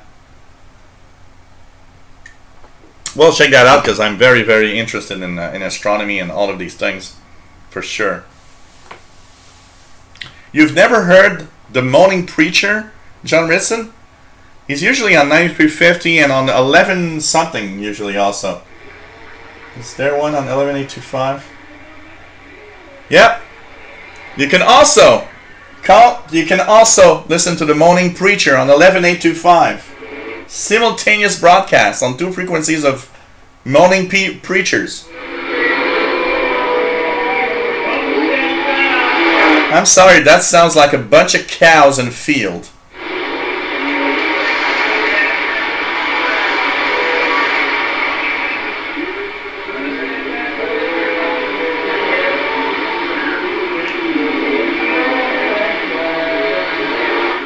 If I have the choice to go in with them or talking to cows in a field, I will talk to the cows in a field.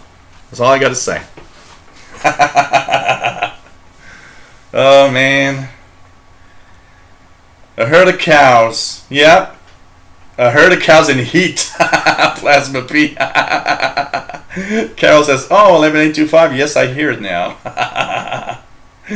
Oh, really? You've never heard that? Oh, God, I've come across that a few times, and I gotta say, man.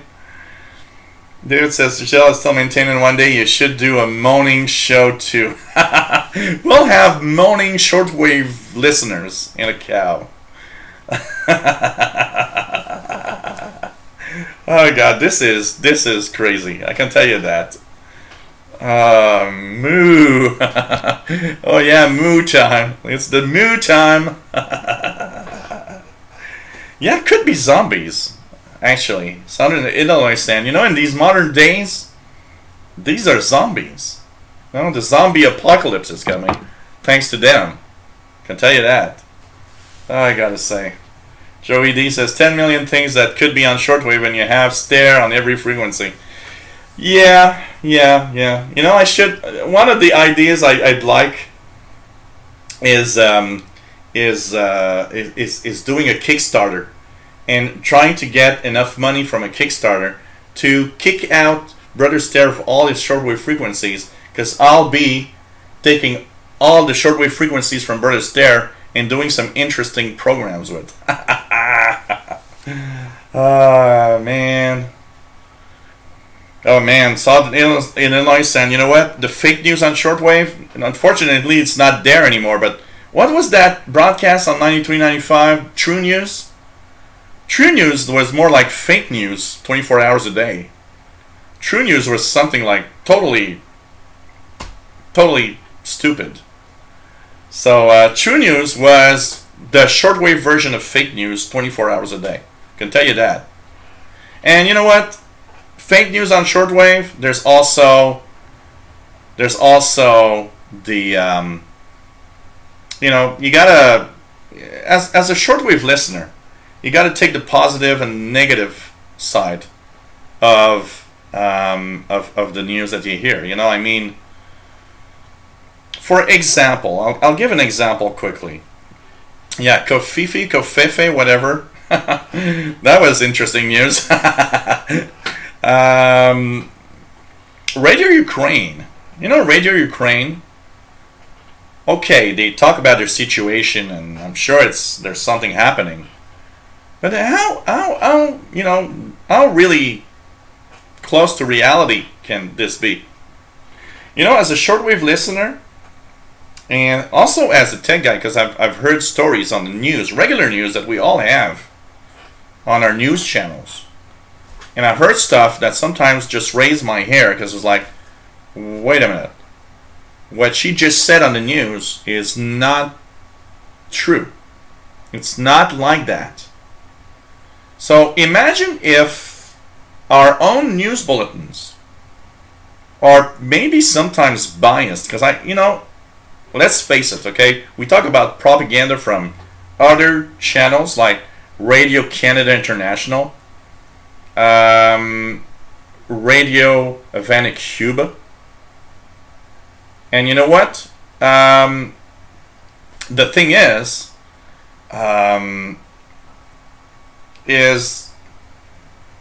even our own news sources are sometimes biased on things. You've got to be careful with that.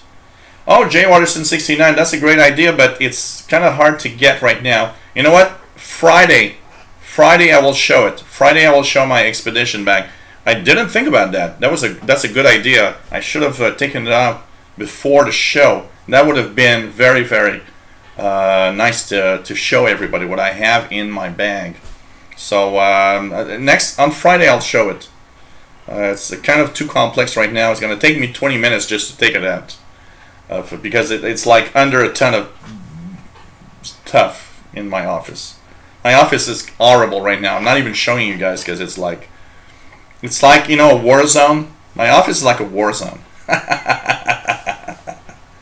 But you know, it's very, very, it's very, very difficult. You got to be careful, you know. And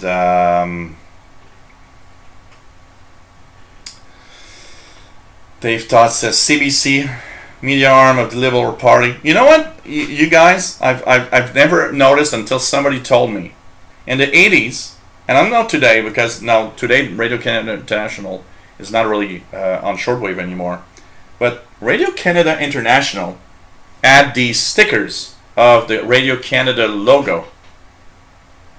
And I got 3 or 4 of these stickers over time, until somebody told me, have you noticed that when the Liberals are in power, the sticker is red, and when the Conservative Party is in power, the Radio Canada stickers are blue?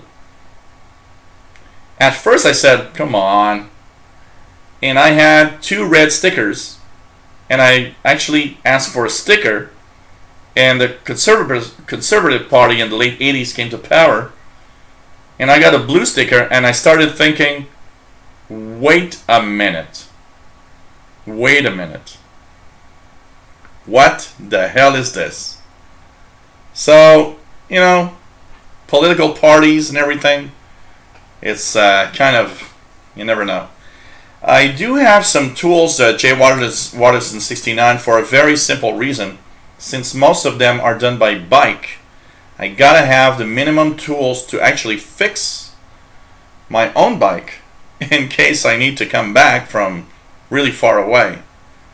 I've never used it, but it's been handy because while going to Perry Island 2 times, I saw a stranded cyclist that, you know, had its chain, you know, derailed or something, and I was able to put it back. Or another one where there was a flat tire, and I fixed this flat tire so you could go to change, you know, the tire at some point.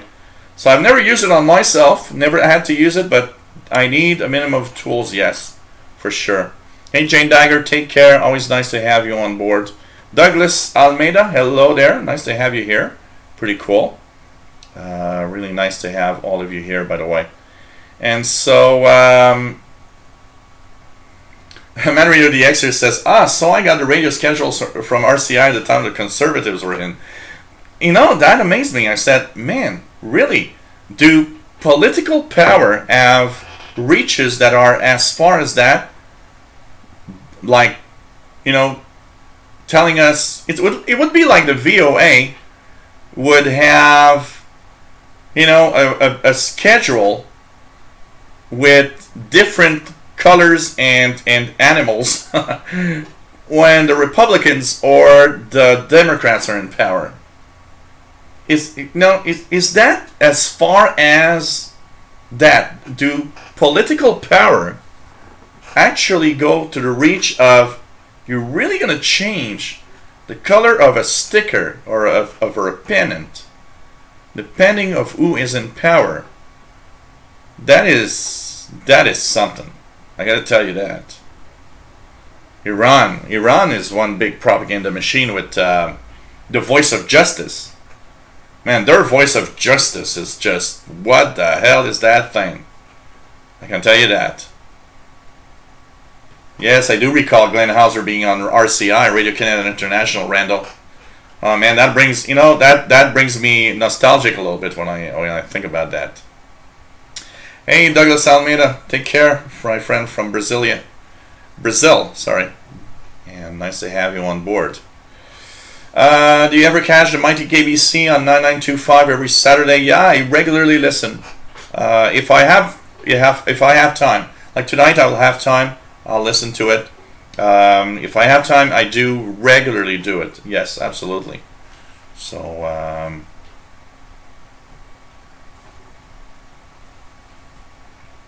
Nice. Scott Jurst has been lucky to be able to drive up to radio antennas on. You know, one thing that I should do on my channel, and I've never done, I should go up to Mount Royal here, the mountain right smack in the middle of the Montreal Island.